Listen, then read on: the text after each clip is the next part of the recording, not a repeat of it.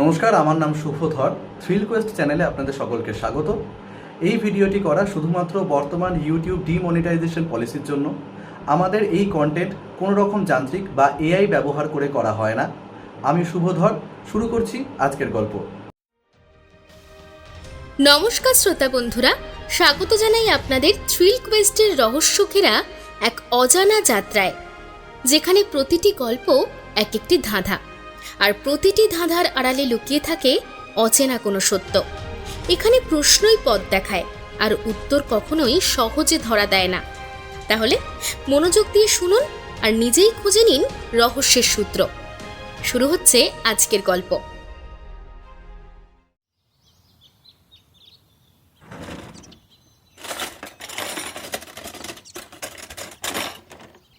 আজ সকাল থেকেই সত্যবতীর মেজাজটা খারাপ। অবশ্যই মেজাজটা তার কাল রাত থেকেই খারাপ। আজ সকালে তা আরও গুরুতর রূপ নিয়েছে। হয়েছে কি, গরমের ছুটি থেকেই সত্যবতীর ইচ্ছে খোকাকে নিয়ে পাহাড়ে ঘুরতে যাবে। এ নিয়ে বার কয়েক ব্যোমকেশকে বলেওছে সে। ব্যোমকেশ এখন আর সাধারণ বেসরকারি গোয়েন্দা নয়, সে এখন মাঝে মাঝে সরকার বাহাদুরের সাথেও কাজ করে। তার বাড়িতে থাকার পরিমাণও দিনে দিনে কমেছে। সাত সকালে বেরিয়ে মধ্যরাত্রে ফেরে সে। এসব নিয়ে সত্যবতীর অভিযোগের শেষ নেই, কিন্তু সে তাও মানিয়ে গুছিয়ে নিচ্ছিল। তো গত পরশু খোকার স্কুলের বার্ষিক পরীক্ষার সমাপ্তি ঘটেছে। এখন আবার সেই পরের ইংরেজি বছরের জানুয়ারি মাসের 10 তারিখে স্কুল খুলবে। মাঝে প্রায় 20 দিনের ফারাক। গতকাল রাত্রে খেতে বসে সত্যবতী বলল, ওগো, বলছি শোনো না গো, চলো না একটু পাহাড় কোথাও ঘুরে আসি। সেই তো কবে থেকে বলছি, তুমি তো আমাকে পাত্তাই দাও না। খোকার স্কুলেও ছুটি পড়ে গেছে, চলো না গো। ব্যোমকেশ কাতলা মাছের কাঁটা দিয়ে দাঁত খুঁটতে খুঁটতে বলল, না না, তুমি বুঝতে পারছো না সত্য। এখন কদিন হবে না। যতক্ষণ আমি বাগবাজারের জোড়া খুনের তদন্ত না করে দিই, ততক্ষণ আমার নিস্তার নেই। একেবারে পুলিশ কমিশনার সাহেবের নির্দেশে।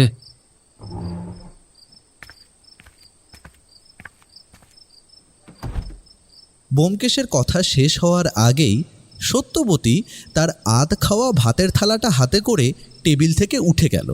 তারপর ঘরে গিয়ে দৌড় দিল। ব্যোমকেশ একটা দীর্ঘ নিঃশ্বাস ফেলে বলল, বুঝলে অজিত, আজ রাত্রে তোমার ঘরেই আমার নিবাস। এ তোমার ভারী অপরাধ ব্যোমকেশ। বৌঠান সেই গরমের ছুটি থেকে বলছে একটু পাহাড়ে বেড়াতে নিয়ে যেতে। আজ পৌষ মাসের 16 তারিখেও তোমার সময় হবে না? কি এমন রাজকার্য করছো শুনি? আর কেনই বা করছো বলো তো? কি আর করি হে, পয়সাটাও যে রোজগার না করলেই নয়। খোকা বড় হচ্ছে, পড়াশোনার খরচও বাড়ছে। এখন কি আর আগের মতো যা তা করলে হবে? সরকার বাহাদুরের কৃপায় ভালোই আয় হচ্ছে। আর তাছাড়া ঘোরারও তো একটা খরচ আছে নাকি? আরে বাবা, যাদের জন্য রোজগার করছো তারাই যদি সুখে না থাকে, তাহলে অমন পয়সা দিয়ে হবেটা কি? দেখো বাবু, আমি সংসার করিনি তা ঠিক, আমার কোনো অভিজ্ঞতাও এই ব্যাপারে নেই। তাও বলবো, এইটা কিন্তু একটু ভুলই হচ্ছে তোমার। এই কথা বলে আমি শুতে চলে গিয়েছিলাম। তারপর ব্যোমকেশ কখন শুয়েছে তা আমি টের পাইনি। সকালে ঘুম থেকে উঠে বুঝলাম বাড়িতে যুদ্ধ পরবর্তী নিস্তব্ধতা বিরাজ করছে। হাত মুখ ধুয়ে আসতে পুঁটিরাম চা দিল। ব্যোমকেশের কথা জিজ্ঞেস করতে বলল, আগে বাবু তো ভোর রাত্রে কোথায় যেন বেরোলেন। এইবার আমারই একটু খারাপ লাগতে লাগলো। আরে, ছেলেটার তো তিনকুলে কেউ নেই, আমিও তার সঙ্গে অমন ব্যবহার করলুম। আমি যখন নিজের অপরাধবোধে প্রায় ডুবে গিয়েছি, তখন সদর দরজায় পোস্টম্যানের আওয়াজ পাওয়া গেল। চিঠি আছে, চিঠি চিঠি আছে। এই সাত সকালে আবার কার চিঠি এলো? আমার ভাবনার মাঝেই পুঁটিরাম পৌঁছে গিয়েছে সদর দরজায়। চিঠি হাতে নিয়েই দোতলার বারান্দায় আমার দিকে তাকিয়ে বলল, বাবুর চিঠি? ও, পড়ার ঘরের টেবিলে রেখে দাও। এত সকাল সকাল কার চিঠি কে জানে। ব্যোমকেশ ফিরল বেলা 11টার সময়। গলার মাফলার খুলে রেখে আরামকে দ্বারায় গা এলিয়ে দিল। এইবার ঠান্ডাটা জব্বর পড়েছে বুঝলে অজিত, একেবারে অন্তর অবধি জমিয়ে দিলে। আমি খবরের কাগজের পাতা উল্টাতে উল্টাতে বললুম, তা কোন বনের মোষ তাড়াতে গিয়েছিলে ওই 7 সকালে? কোথায় আর 7 সকাল, তখন বড় জোর 3 সকাল।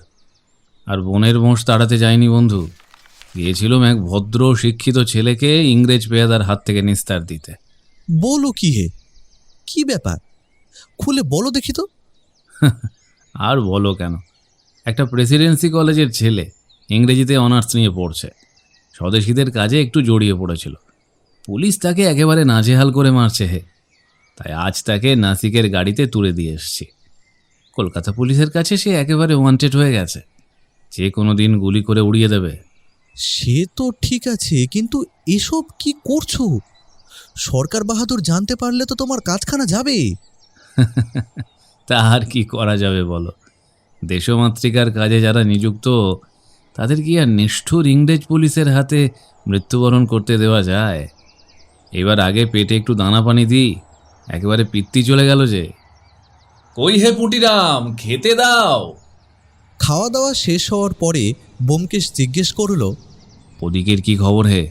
বৌঠান সকাল থেকে ঘর থেকে বেরোননি। পুঁটিরাম খোকার আর বৌঠানের খাবার নিয়ে গিয়েছিল কিছুক্ষণ আগে।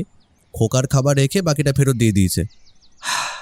দেবী আমার ওপর বিশিষ্টভাবে রুষ্ট হয়েছেন দেখছি, তবে তা বেশিক্ষণের জন্য নয়, এই আঁধার কাটবে। কি হেঁয়ালি করছো বলো তো? ওসব কথা বাদ দাও, আসল কথা বলো, চিঠি এসেছিল? মিটিমিটি হাসতে হাসতে প্রশ্ন করল ব্যোমকেশ। আমি তো একেবারে আকাশ থেকে পড়লাম। চিঠির কথা তো আমি ব্যোমকেশকে বলিনি, তাহলে ও জানলো কেমন করে? ব্যাপারটা এমন কিছুই না। সিঁড়ি দিয়ে উপরে উঠে জানলা দিয়ে পড়ার ঘরে তাকাতেই দেখলাম টেবিলের ওপর একটা ইনস্টিটিউট খাম পড়ে রয়েছে। খামের আকার আয়তন বলছে ভেতরে কিছু কড়কড়ে সরকারি কাগজও রয়েছে, বুঝলে।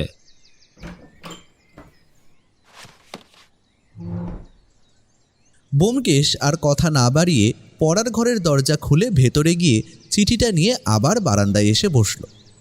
চিঠিটা বেশ বড়সড়, ভেতরে অনেক কিছু আছে বলে মনে হচ্ছে। ব্যোমকেশ খামের ভেতর থেকে বের করল 2 পাতার একটা চিঠি আর তার সঙ্গে 1 তারা নোট। টাকার পরিমাণ 100 টাকার কম নয়। টাকার গোছাটা টেবিলের ওপর নামিয়ে রেখে ব্যোমকেশ চিঠির দিকে মনোনিবেশ করল। এদিকে আমার মন কিছুতেই শান্ত থাকছে না। কি লেখা আছে ওই চিঠিতে? অগত্যা ব্যোমকেশকে শেষমেশ বললাম, এই ব্যোমকেশ, একটু জোরে পড়ো না, আমার তো তর সইছে না। ব্যোমকেশ আমার দিকে চিঠিটা বাড়িয়ে দিয়ে বলল, নিজেই পড়ে নাও, আমার পড়া হয়ে গেছে। চিঠিটা খুব সুন্দর হাতের লেখা। প্রতিটি অক্ষর এত সুঠাম এবং তার আকার আকৃতি এত মোলায়েম যে দেখে মনে হয় লেখার সময় কলমের কোনো কষ্টই হয়নি। চিঠিটা আমি পড়তে শুরু করলাম। নমস্কার ব্যোমকেশবাবু। আমার নাম শ্রী যতীন্দ্রমোহন সান্যাল। আমি অধুনা আলিপুরদুয়ার জেলার শালকুমারহাট অঞ্চলে একমাত্র চিকিৎসক রূপে কর্মরত আছি।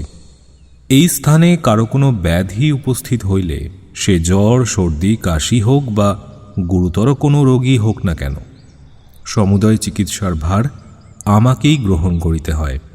তথাপি এই পত্রে আত্মপ্রশংসা করিবার উদ্দেশ্যে আমি কলম ধারণ করি নাই।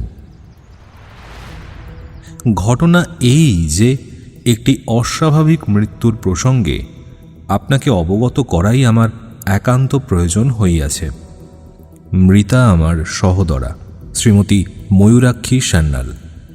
এই পত্রে এর অধিক বিস্তারে কিছু লিখিতে ইচ্ছা করি না। ইহাও অবগত নহে এই পত্র আপনার নিকট কবে উপনীত হইবে অথবা কবে আপনি ইহার উত্তর প্রদান করিবেন। আমার ভগিনীর মৃত্যু ঘটিয়াছে প্রায় 1 বৎসর পূর্বে, কিন্তু অদ্যকালে আমি এমন কিছু বিষয় আবিষ্কার করিয়াছি যাহাতে আমার দৃঢ় বিশ্বাস জন্মিয়াছে যে উক্ত মৃত্যুর যথাযথ অনুসন্ধান হওয়া আবশ্যক। ইহা এত প্রাচীন ঘটনা বলিয়া পুলিশ কর্তৃক তদন্ত হইবার সম্ভাবনা অতি ক্ষীণ। এই কারণেই আপনাকে স্মরণ করিলাম। আপনার পরিবারবর্গের এবং আপনার সহচর শ্রী অজিত বন্দ্যোপাধ্যায় মহাশয়ের যাতায়াতের ব্যয় এই পত্রের সহিত প্রেরণ করিলাম। যদি আপনি কৃপাপূর্বক আমার এই জটিল সমস্যার সমাধানে সম্মত হন, তবে অনুগ্রহ করিয়া একটি সংক্ষিপ্ত তারযোগে সংবাদ প্রদান করিবেন এবং শীঘ্রই আগমন করিবেন। আপনি ও অজিতবাবু তদন্তকার্যে নিয়োজিত থাকিবেন, আর আপনার পরিবার এই অঞ্চলের মনোরম পরিবেশ পরিদর্শন করিয়া আনন্দ উপভোগ করিবেন, এই আশা করি। ইতি আপনার অনুগত শ্রী যতীন্দ্রমোহন সান্যাল। কি বুঝলে হে? বোঝার আর কি আছে, এই ভদ্রলোকের বোনের কিছু একটা হয়েছে, সেই বিষয় নিয়ে উনি তদন্ত করাতে চাইছেন। কিন্তু বোমকে সেই শালকুমারহাট জায়গাটা কোথায়? এর নাম তো আগে শুনিনি, বা ম্যাপেও তো এর নাম দেখেছি বলে মনে পড়ে না। আমার কথা শুনে ব্যোমকেশ একটু হাসল, তারপরে বলল, দেখো অজিত, ম্যাপ বানিয়েছে ইংরেজ। এবার ইংরেজ যে জায়গায় পৌঁছায়নি সেই জায়গার ম্যাপ হয়নি, সেই কারণেই এই অঞ্চলের ম্যাপও হয়নি।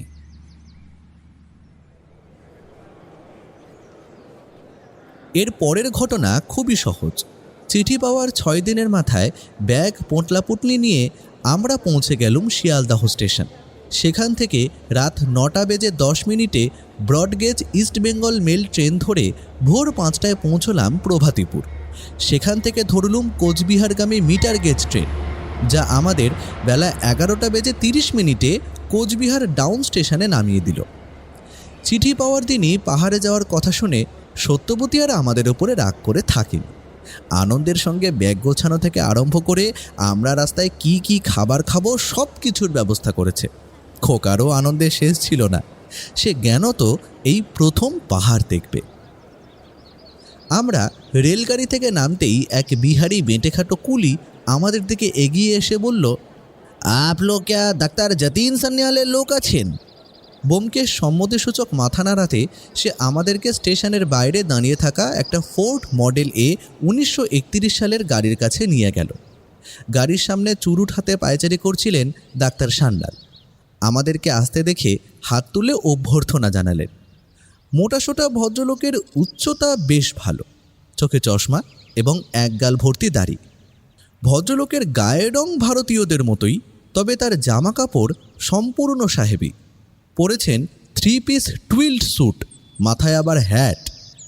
কুলিকে পয়সা দিয়ে তারপর আমাদের নমস্কার করে তিনি বললেন, আসুন আসুন ব্যোমকেশবাবু, আপনাদের অপেক্ষাতেই ছিলাম।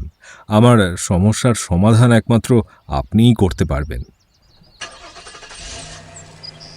গাড়ির সামনে ডাক্তার সান্যালের সঙ্গে বসলাম আমি, ব্যোমকেশ পেছনে সত্যবতী আর খোকার সঙ্গে। কালো রঙের রাজকীয় গাড়িটি তার গম্ভীর ইঞ্জিনের আওয়াজ তুলে বনজঙ্গলপূর্ণ পাহাড়ি রাস্তা ধরে এগিয়ে চলল আলিপুরদুয়ারের ছোট্ট এক অঞ্চল শালকুমারহাটের দিকে। এখানে আসার আগে শালকুমারহাটের কিছু ইতিহাস জানার চেষ্টা করেছিলাম, তবে তেমন কিছুই জানতে পারিনি। শুধু জানলাম এই অঞ্চলে রায়কোট বংশের শাসনকাল ছিল। এখন অবশ্য জমিদারি প্রথা বিলুপ্ত হয়ে গেলেও জমিদার বাড়ি এবং তার সংলগ্ন জমিজমা সবই রয়ে গেছে। বর্তমান জমিদার প্রতাপাদিত্য রায়কোট, তার তেলকল, চালকল এবং কয়েকটি চা বাগানের আয় দিয়েই তাদের সংসার চলে। ডাক্তারবাবু গাড়ি চালাতে চালাতে কথা বলছিল। তার কাছ থেকেই জানতে পারলাম শালকুমারহাট কোচবিহার থেকে 38 কিলোমিটার দূরে। গাড়িতে ঘন্টা 1.5 পথ, মাঝে আবার মিনিট 5 জন্য খেয়া পার হতে হবে তোরসা নদীর ওপর দিয়ে। খেয়ার কথা শুনেই সত্যবতীর চোখ বড় বড় হয়ে গেল। তার অবস্থা দেখেই ব্যোমকেশ অগত্যা ডাক্তারবাবুকে জিজ্ঞেস করল, বলছি ডাক্তারবাবু, মানে কোনো ভয় নেই তো? আসলে বুঝতেই পারছেন, পরিবার রয়েছে সঙ্গে। না না ব্যোমকেশবাবু, আমাদের নিজস্ব লঞ্চ আছে, গোটা গাড়িটাই তাতে উঠে যাবে। আপনাদের শুধু একটু নেমে দাঁড়াতে হবে লঞ্চের ডেকে, এই যা। তাছাড়া মিনিট 5 ব্যাপার, চোখের পলকেই পৌঁছে যাব ওই পারে। খেয়া পার হওয়ার পর মাত্র 20 মিনিটের যাত্রায় আমরা পৌঁছলাম শালকুমারহাট রাজবাড়ির সিংহদুয়ারের সামনে। লাল চুন সুরকে দিয়ে তৈরি এক বিরাট পেল্লায় প্রাসাদ, অনেকটা ইউরোপীয় গির্জা বাড়ির ধাঁচে তৈরি। মূল বাড়ি থেকে সিংহদুয়ারের দূরত্ব প্রায় 800 থেকে 900 মিটার। ডাক্তার সান্যাল একটা বিশাল ফোয়ারার পাশ দিয়ে গাড়িটি নিয়ে গিয়ে দাঁড় করালেন রাজবাড়ির ফটকের সামনে। গাড়িতে আসবার সময় উনি আমাদের সবটা বুঝিয়ে দিয়েছেন। তার কথা অনুযায়ী আমরা যেন কোনোভাবেই প্রকাশ না করি যে আমরা তার বোনের মৃত্যুর তদন্ত করতে এসেছি। আমাদের বলতে বলা হয়েছে আমরা কেবল ভ্রমণ করতে এসেছি এবং ব্যোমকেশের সঙ্গে আগে থেকেই ডক্টর সান্যালের পরিচয় ছিল।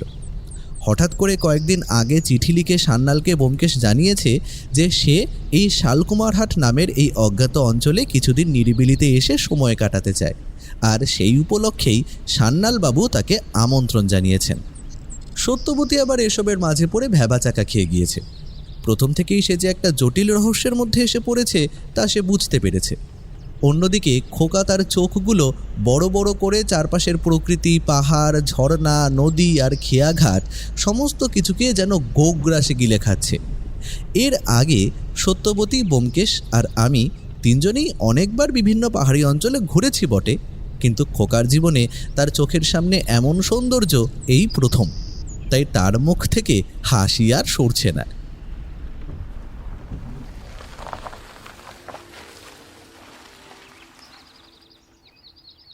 গাড়িটা ফটকের সামনে দাঁড়াতেই দেখলাম দরজার সামনে দাঁড়িয়ে রয়েছেন এক ধবধবে সাদা পায়জামা পাঞ্জাবি পরা, গলায় সোনার চেন ঝোলানো এক লম্বা চওড়া ভদ্রলোক। গায়ের রং বেশ ফর্সা। আমাদের দিকে তাকিয়ে তিনি নমস্কার করলেন। ডাক্তার সান্যাল গাড়ি থেকে নেমে আমাদের সঙ্গে ওর পরিচয় করিয়ে দিয়ে বললেন, ইনি হলেন আমার জামাইবাবু, প্রতাপাদিত্য রায়কটের ছেলে বিক্রমাদিত্য রায়কট। আর জামাইবাবু, ইনি বিখ্যাত সত্যান্বেষী ব্যোমকেশ বক্সী, ওর স্ত্রী, সন্তান এবং ওর বন্ধু ও সহকারী অজিত বন্দ্যোপাধ্যায়। আগে নমস্কার। আসুন আসুন, আপনাদের আসতে কোনো অসুবিধা হয়নি তো? আশা করি আপনারা যে কদিন এখানে ঘুরতে এসেছেন আপনাদের ভালো মতোই কাটবে। এখানে দেখার মতো কিন্তু অনেক কিছুই আছে। ঝর্ণা, নদী, গ্রাম বাংলার প্রকৃতি, অনেক কিছুই রয়েছে। যতীন আপনাদের সব কিছু ঘুরিয়ে দেখিয়ে দেবে। আমি তো আসলে সব সময় দিতে পারবো না, তাই তবে দেওয়ার চেষ্টা অবশ্যই করব, চিন্তা করবেন না। ভদ্রলোকের গলার আওয়াজ বেশ গম্ভীর ও গভীর। অনেকটা রেডিও সঞ্চালকের মতো গুরুগম্ভীর স্বরে তিনি কথাগুলো বললেন। এসব দেখে বাড়ির ভেতরে ঢুকলে নিজেদের কেমন যেন ক্ষুদ্র মনে হয়। বড় বড় থাম, বিশাল সব সিঁড়ি, দরজার উচ্চতা কোনোটা 10 ফুট তো কোনোটা 8 ফুট। এসব দরজা এক হাতে খোলা বা বন্ধ করা বেশ খাটুনির কাজ। একতলায় বসার ঘর আর ট্রফি রুম। ট্রফি বলতে অবশ্য বাঘ সিংহের ছাল টাঙানো এবং বেশ কিছু বন্দুক সাজানো। বোঝা যায় এ বাড়ির লোকেদের শিকারের প্রতি বেশ ঝোঁক ছিল। ব্যোমকেশ সেই ঘরে বেশ কিছুটা সময় কাটালো। খোকা চোখের সামনে প্রথমবার মরা চিতাবাঘ তার দিকে তাকিয়ে আছে দেখে ভয়ে আঁতকে উঠেছিল। কিছুক্ষণ বাদে অবশ্য তার ভয় কেটে গিয়েছে। মার্বেলে তৈরি সিঁড়ি দিয়ে চলে গেলাম উপরে। সেখানে ব্যোমকেশ, সত্যবতী আর খোকার জন্য একটা বড় পালঙ্ক সজ্জিত ঘর এবং তার ঠিক পাশেই ছোট্ট একটা পালঙ্ক সজ্জিত ঘর আমার জন্য বরাদ্দ হলো। ঘরগুলোর সব থেকে বড় গুণ হচ্ছে জানলা খুললেই গভীর জঙ্গল, দূরের পাহাড় আর নির্মল আকাশের দেখা পাওয়া যায়। এখন দুপুর 1টার একটু বেশি বাজে। ব্যোমকেশ জামাকাপড় ছেড়ে স্নানে চলে গিয়েছে। সত্যবতী খোকার জামাকাপড় গুছিয়ে বের করে দিচ্ছে। আমিও অগত্যা কিছু করার না পেয়ে স্নান করতেই চলে গেলাম। দুপুরবেলা খাওয়ার টেবিলে আর একটা চমক আমাদের জন্য অপেক্ষা করছিল। রাজবাড়ির খাওয়া বলে কথা, এক একজনের পাতে যে পরিমাণ পদ রয়েছে সে পরিমাণ পদ গোটা জীবনে আমি দেখেছি বলে তো মনে পড়ে না। বড় কাঁসার থালায় ভাত, ডাল, ভাজা, তরকারি, ছানার কোপ্তা থেকে পাঁঠার মাংস, দই, মিষ্টি সব রয়েছে। সত্যবতী তো খানিকটা চমকে গিয়েই ব্যোমকেশের কানে কানে কী সব যেন বলছিল। ব্যোমকেশ আমার কাছে এসে বলল, কি বুঝছো হে? আর কিছু হোক না হোক 3 বেলা মন ভরে খাওয়া যাবে কি বলো? খাওয়া তো যাবে, কিন্তু এই পরিমাণ খাবার খেলে দুদিনেই তো পেটটা খারাপ হবে মনে হচ্ছে। খাওয়া দাওয়া শেষ হতে হতে 2:30 বেজে গেল। ডাক্তারবাবু আমাদের ঘরের কাছে এসে আমাদেরকে ছেড়ে দিয়ে গেলেন এবং বলে গেলেন, এখন আপনারা বিশ্রাম নিন। সন্ধেবেলা আপনাদের সঙ্গে আমি কথা বলবো। এমনিতেও এখানে রাত্রিবেলা ঘোরার কিছু নেই। 6টা, 6:30 বাজলেই চারিদিকের দোকানপাট, বাজার যা আছে সবই বন্ধ হয়ে যায়। সবাই যে যার বাড়িতে চলে যায়।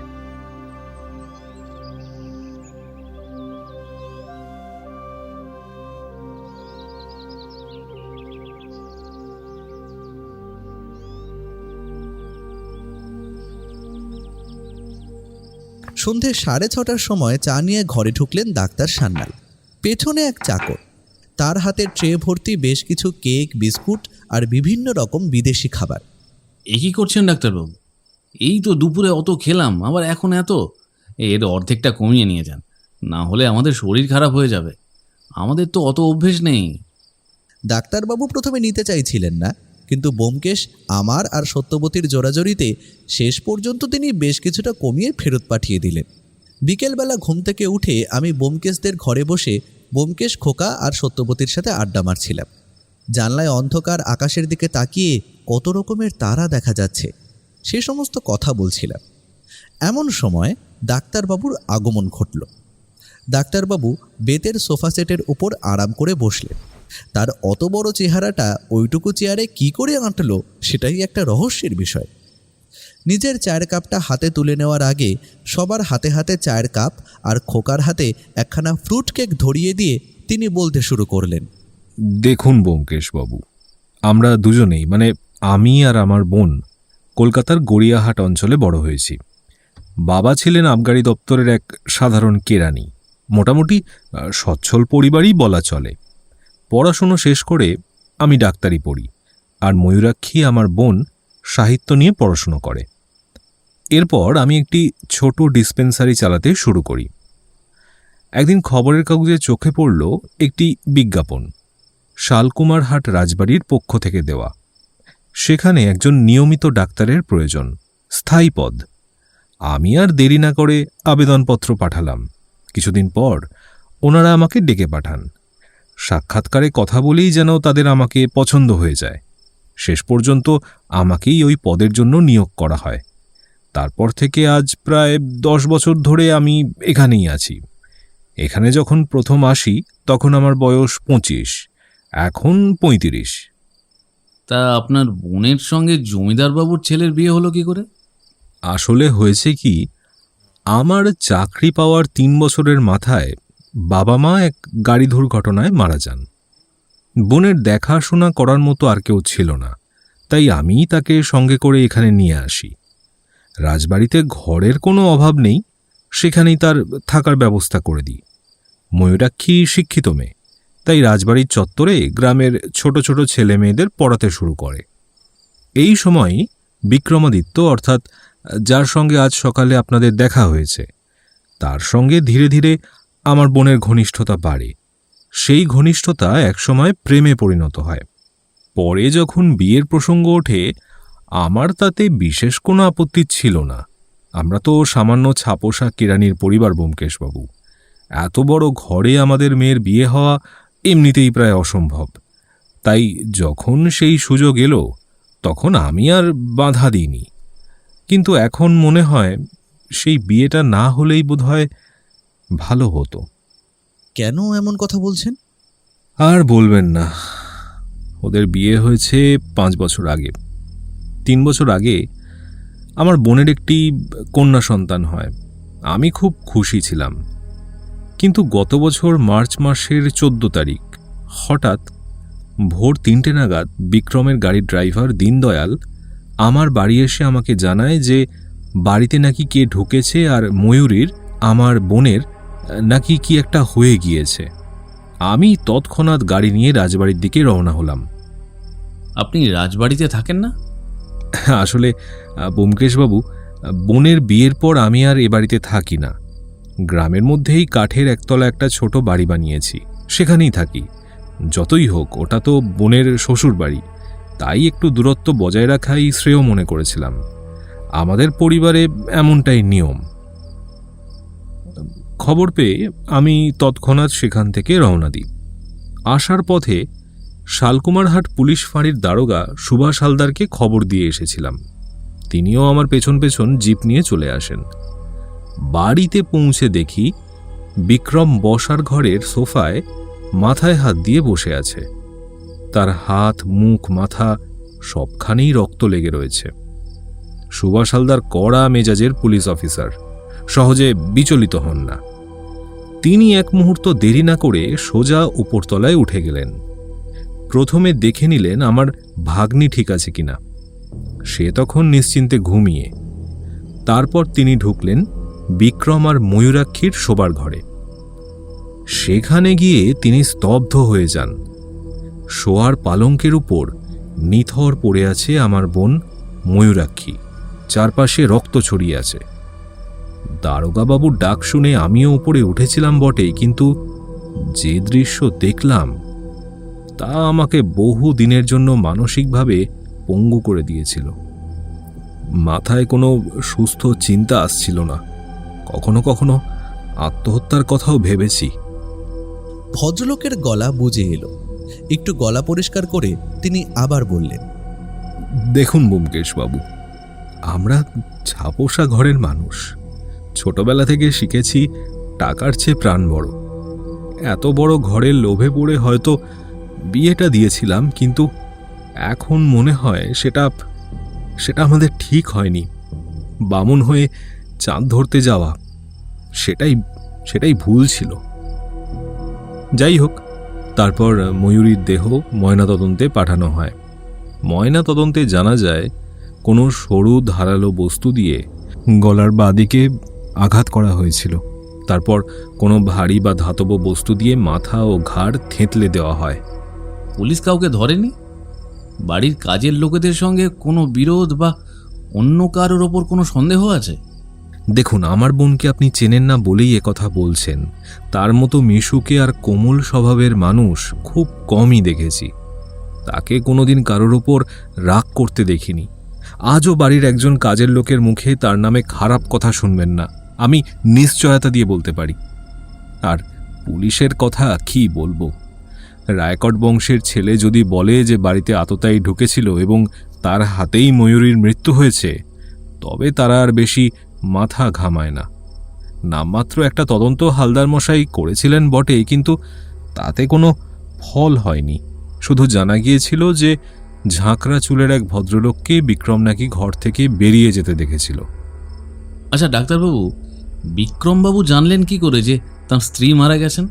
তিনি কি পাশে শুয়েছিলেন না অন্য কোথাও ছিলেন?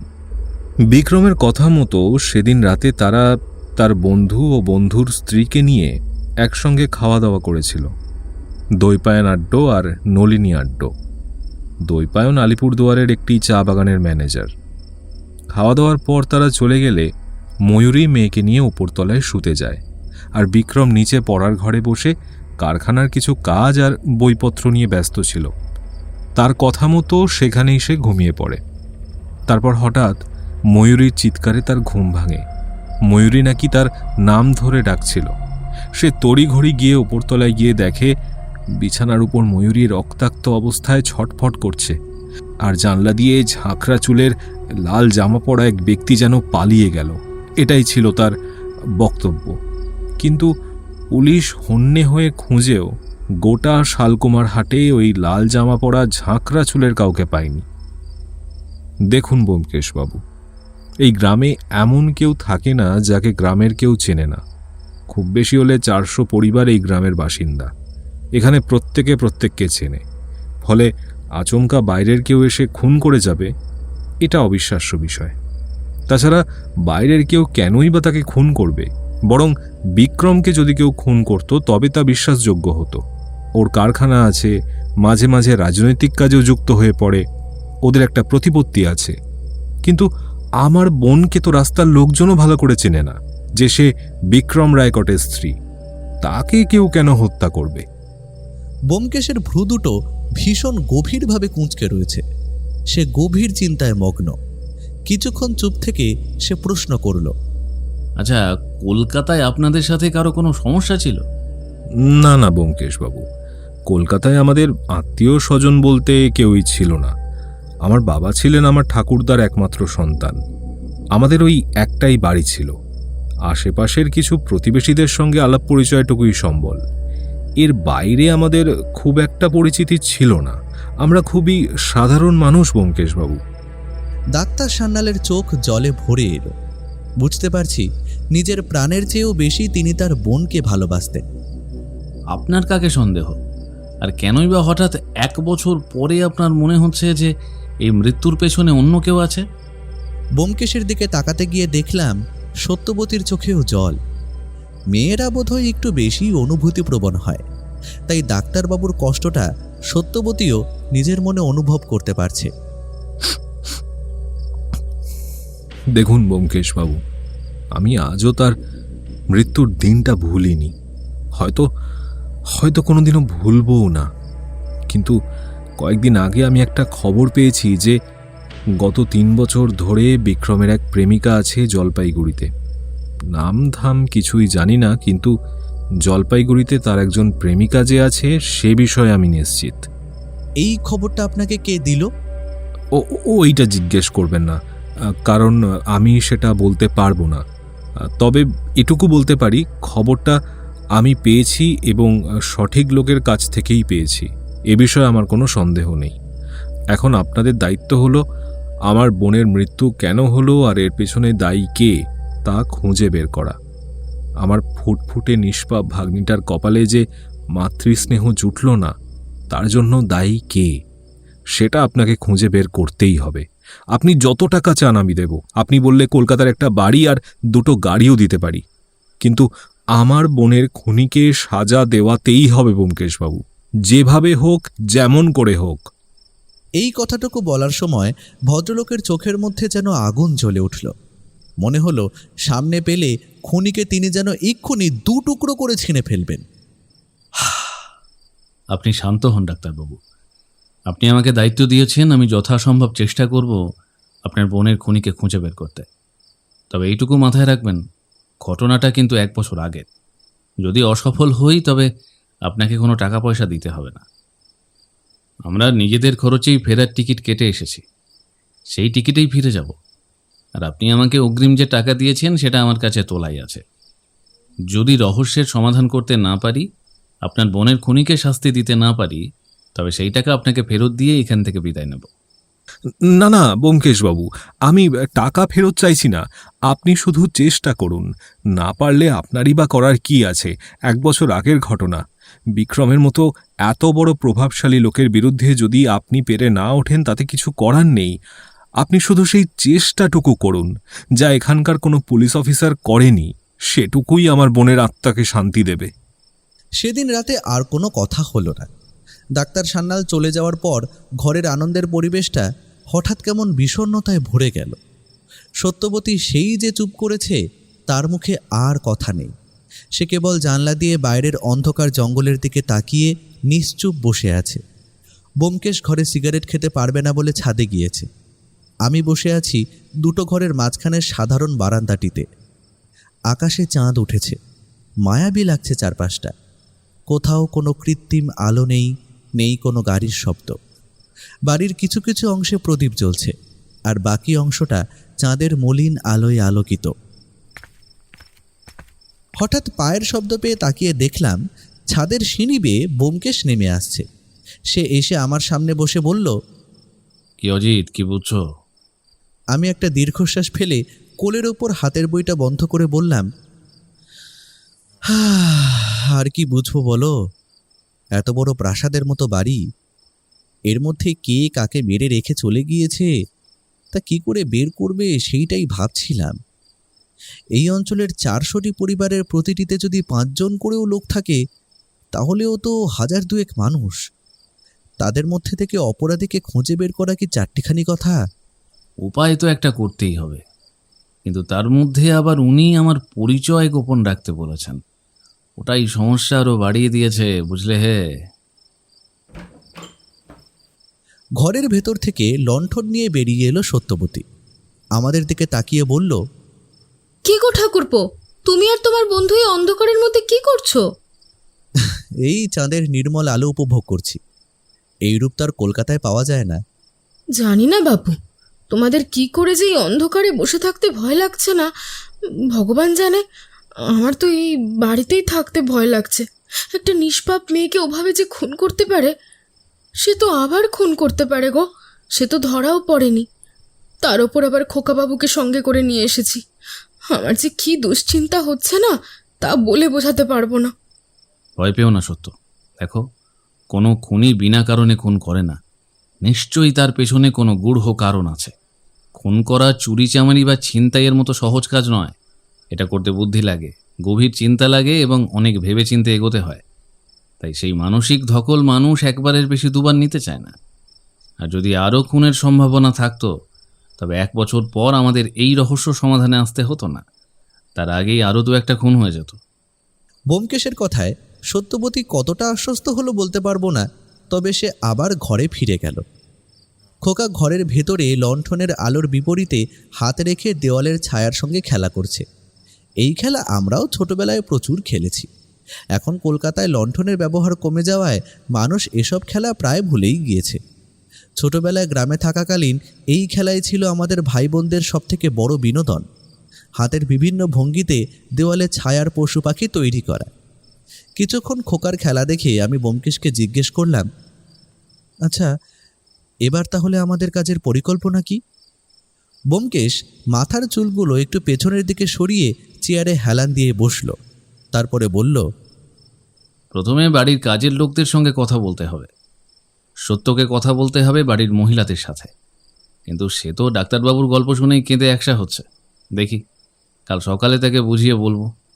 আর পুরুষদের সঙ্গে তুমি আর আমি দফায় দফায় এমনভাবে কথা বলবো যেন আমরা স্রেফ ঘুরতে এসেই কৌতূহলী হয়ে বিভিন্ন প্রশ্ন করছি।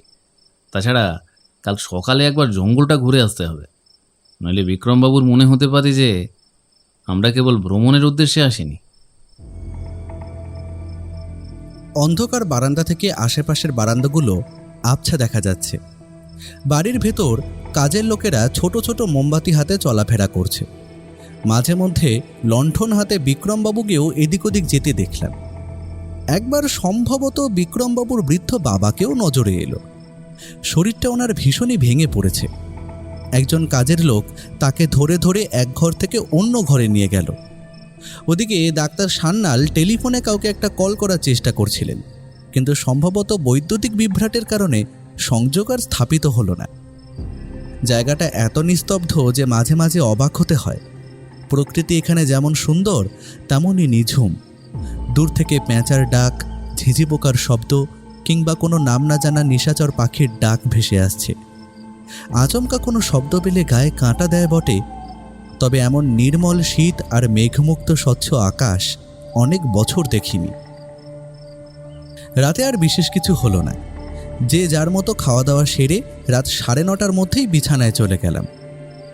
গতকালের দীর্ঘ ভ্রমণের ধকল শরীর আর সইতে পারছিল না। বিছানায় পিঠ ঠেকানো মাত্রই গভীর ঘুমে তলিয়ে গেলাম।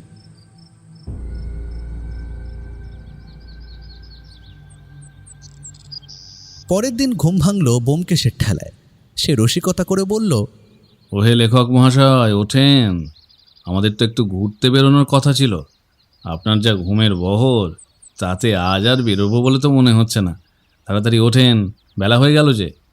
আজ সকালে আমাদের দেখা হলো বিক্রমাদিত্য রায়ের সেক্রেটারি মন্মথনাথ সরকারের সঙ্গে।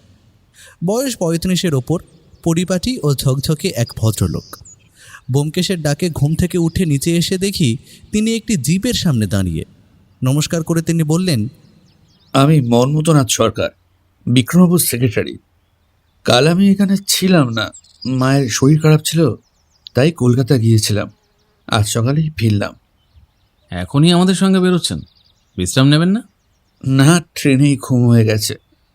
প্রথমে কষ্ট হতো, এখন অভ্যেস হয়ে গেছে।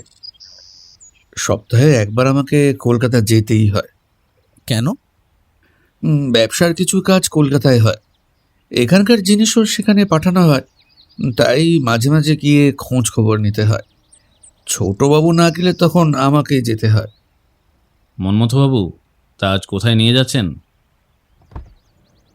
গাড়ির দরজা খুলে মন্মথবাবু বললেন, আজ আমরা এক অভয়ারণ্যের দিকে যাব।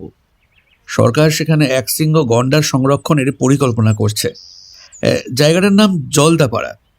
ওখানে গন্ডারের দেখা পাওয়ার সম্ভাবনা বেশি, তবে বাঘ দেখা খুবই ভাগ্যের ব্যাপার।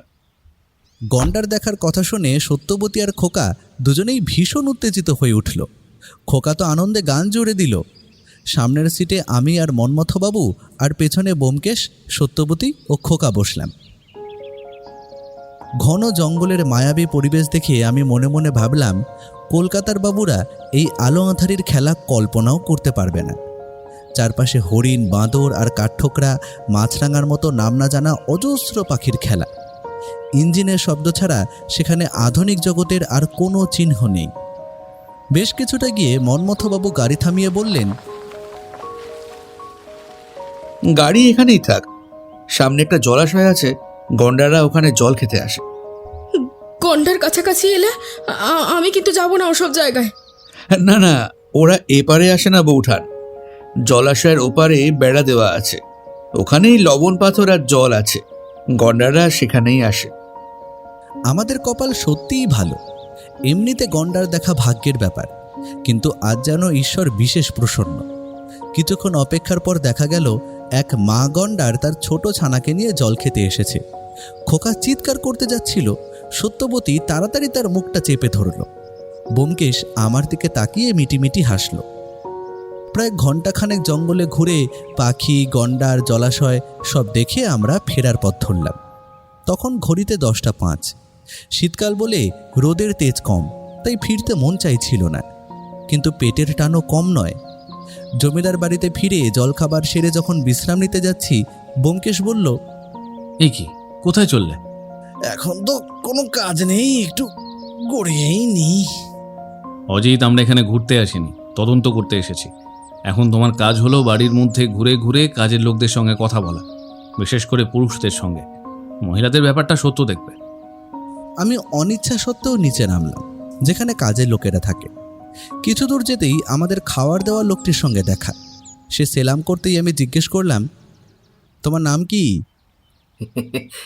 গোপাল বাবু। কতদিন ধরে এখানে কাজ করছো? আমরা 3 পুরুষ ধরে এই বাড়িতে কাজ করি, ঠাকুরদা, বাবা আর এখন আমি। আচ্ছা, বিয়ে করেছো? হ্যাঁ হ্যাঁ বাবু, একটা 15 বছরের মেয়ে আর 4 বছরের একটা ছেলে আছে। বাহ, ভালো তো। দেখলাম গোপাল মাটি দিয়ে ফুল গাছের টব বানাচ্ছে। জিজ্ঞেস করলাম, এগুলো তো মালির কাজ, তুমি করছো কেন? বড়বাবুর মালির কাজ পছন্দ হয় না, তাই আমি করে দিচ্ছি। বড়বাবু মানে বিক্রমবাবুর বাবা, প্রতাপ নারায়ণ রায়কোট? হ্যাঁ, একদম ঠিক ধরেছেন বাবু। বড়বাবুর তো বোধহয় শরীর তেমন ভালো নেই। কালই দেখলাম আপনিই বোধহয় ধরে ধরে নিয়ে যাচ্ছিলেন। আর কি বলি বাবু, মানুষের কপাল, সবই মানুষের কপাল। নাহলে তাদের মতো বড় মানুষের এমন কেন হবে বলুন তো? ছোটবাবু মা ছোটবেলায় নদীর পার হতে গিয়ে নৌকা ডুবিতে মারা গেলেন। আমরা সকলে মিলে ছোটবাবুকে বড় করলাম। তারপর বছর 10 আগে হঠাৎ একদিন বড়বাবু জঙ্গলে গিয়েছিলেন পাখি শিকার করতে। জঙ্গলে তো কত সময়ই যান, কোনোদিন কিছু হয় না। আমাদের ড্রাইভার রামানন্দ আর তার বাবা ধ্বজানন্দ ওর সঙ্গে ছিল। হঠাৎ বাঘের সামনে পড়ে গেলেন, গুলি চালিয়েও কিছু করতে পারেননি। তার কাছে একটা মরা পাখি ছিল, সেই পাখিটা বাঘ এসে তুলে নিয়ে গেল। এই ভয়ের ধাক্কায় তার কি যেন হয়ে গেল। হাসপাতালে নিয়ে গেলে ডাক্তার বললেন ভয়ের চোটে তার বুকে সমস্যা হয়েছে। তারপর থেকে আর কোনোদিন তিনি ভালো করে হাঁটাচলা করতে পারেন না, ধরে ধরে চলতে হয়। কি আর বলবো, ভাগ্যের ফেরে এমন জোয়ান মানুষ কেমন যেন হয়ে গেলেন। তা তোমাদের এখানে তো মোটামুটি শুনছি এরকম ঘটনা হয়েই যাচ্ছে। বছরখানেক আগে নাকি তোমার ছোটবাবুর বউ মারা গিয়েছিল। গোপালের কাজ থেমে গেল। কথাটা শুনে দীর্ঘ নিঃশ্বাস ফেলে সে বলল, হ্যাঁ, আর কি বলি বাবু, বাড়িটায় যে কার নজর লেগেছে বুঝতে পারি না। এমন লক্ষ্মী মেয়ে বৌমণি আমাদের মতো কাজের লোকেদের সঙ্গেও আপনি করে কথা বলতো, সেই এমনভাবে মরে গেল। আমার বাচ্চাটাকে খুব ভালোবাসতো জানেন তো, খুব ভালো মানুষ ছিল। তবে ডাক্তারবাবুকে দেখলেই বোঝা যায়। বৌমণি তো ডাক্তারবাবুরই বোন ছিল। ডাক্তারবাবু যেমন ভালো মানুষ, উনিও তেমন ভালো মানুষ ছিলেন। কি করে মারা গেছেন জানো?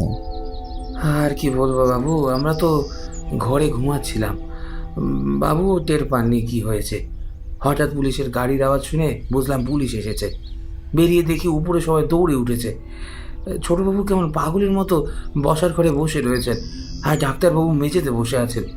তারপর উপরে গিয়ে দেখি ওই অবস্থা। কে করলো, কিভাবে করলো, কিছুই বুঝতে পারলাম না।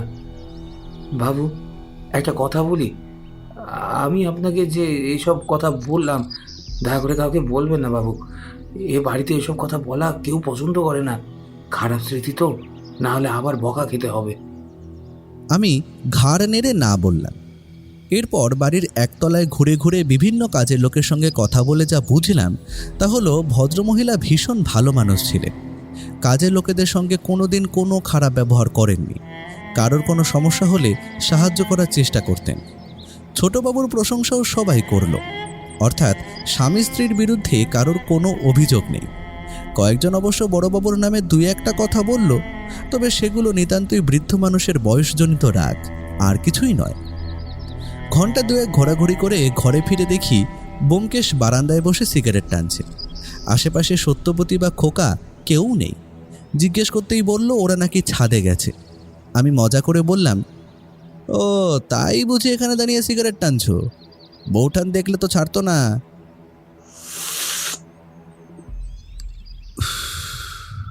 তা কি বুঝলে? বুঝলাম ছোটবাবু আর তার স্ত্রীর বিরুদ্ধে কারোর কোনো অভিযোগ নেই। ভদ্রমহিলা খুবই ভালো ছিলেন, সবাইকেই সাহায্য করতেন, গ্রামের বাচ্চাদের পড়াতেন। গোপালও বলল তার ছেলেকে নাকি তিনিই পড়তে শিখিয়েছেন। আমারও একই অভিজ্ঞতা। ড্রাইভার, মালি সবাই একই কথা বলছে। অবাক কাণ্ড, নিরাপত্তারক্ষীরা কিছুই জানে না। কেউ কাউকে পালাতে দেখেনি, কিছু শোনেও নি। হঠাৎ ডাক্তারবাবুর কাছে খবর আসে তার বোন মারা গেছেন। তিনি পুলিশ নিয়ে এসে দেখেন বোন ঘরে মৃত অবস্থায় পড়ে আছেন, আর স্বামী স্তব্ধ হয়ে বসে আছেন। খুবই আকস্মিক, বুঝলে অজিত? মানে কোথাও কিছু নেই, হঠাৎ করে বজ্রাঘাতের মতো একজন এসে মেরে দিয়ে চলে গেল। তার কোনো মোটিভ নেই, কিছুই নেই। ভালো মানুষ, কারোর সঙ্গে খারাপ ব্যবহার করেনি। আর দারোয়ান আর ড্রাইভারের কথা মতো গ্রামের খুব বেশি লোকজনও তাকে চেনে না। তাহলে এবার?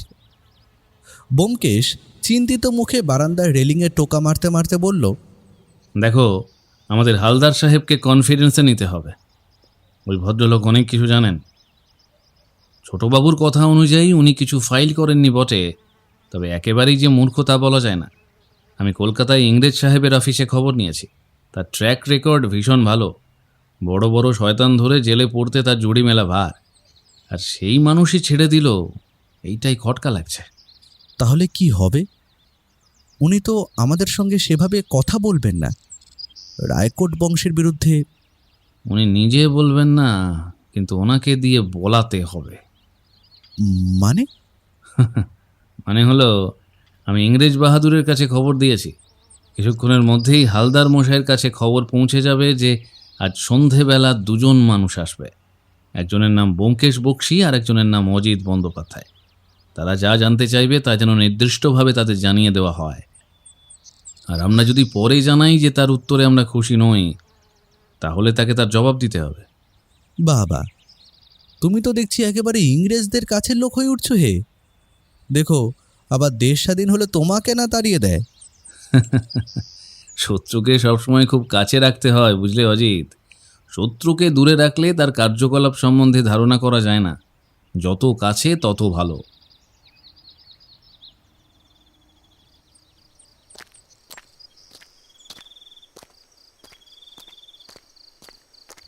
সন্ধ্যাবেলা যখন আমরা হালদার মশাইয়ের বাড়ির সামনে পৌঁছলাম, তখন অন্ধকার হয়ে গিয়েছে। রাস্তাঘাট একেবারেই ফাঁকা। পায়চারি করার নাম করে আমরা রাস্তায় বেরিয়েছিলাম। ডাক্তারবাবু আমাদের বারণ করেছিলেন এই রাত্রিবেলা বাইরে বেরোতে, কারণ এই অঞ্চলে স্ট্রিট লাইটের ধারণাই কারোর কাছে নেই। প্রত্যেকের হাতে বড় বড় 4 ব্যাটারির টর্চ, আর তা না হলে মোটা মোটা লণ্ঠন। সেই দিয়েই রাস্তাঘাটে চলাচল করা হয়। জমিদার বাড়ি থেকে হালদার মশাইয়ের বাড়ি মাইলখানেক পথ। এই পাহাড়ি রাস্তায় নিঝুম অন্ধকারে টর্চের আলো ফেলতে ফেলতে হাঁটতে হাঁটতে মনে হচ্ছিল যেন কোনো ভূতের গল্পের মধ্যে এসে পড়েছি। এবার যদি অলৌকিক কিছু একটা ঘটে যায়, তাহলে পুরো ব্যাপারটাই একেবারে বাংলা সাহিত্যের ভূতের গল্পে পরিণত হবে। পাহাড়ি রাস্তায় শীতের সময় রাতের বেলা হাঁটা ভীষণই সমস্যা, কারণ কখনো রাস্তা উঁচুর দিকে ওঠে, কখনো আবার নিচের দিকে নামে। এভাবে কখনো হোঁচট খেতে খেতে, কখনো ঠিকঠাক হেঁটে, কখনো এদিক ওদিক ধাক্কা খেতে খেতে আমরা শেষমেশ পৌঁছলাম হালদার মশাইয়ের বাড়ির সামনে। বাড়িটা কাঠের একতলা। সামনে একটা ছোট লো পাওয়ারের বাতি জ্বলছে। দরজার পাশে তামার ফলকে নাম লেখা সুভাষ হালদার, অফিসার ইনচার্জ, শালকুমারহাট থানা। বাড়ির বাইরে কোনো কলিং বেল নেই।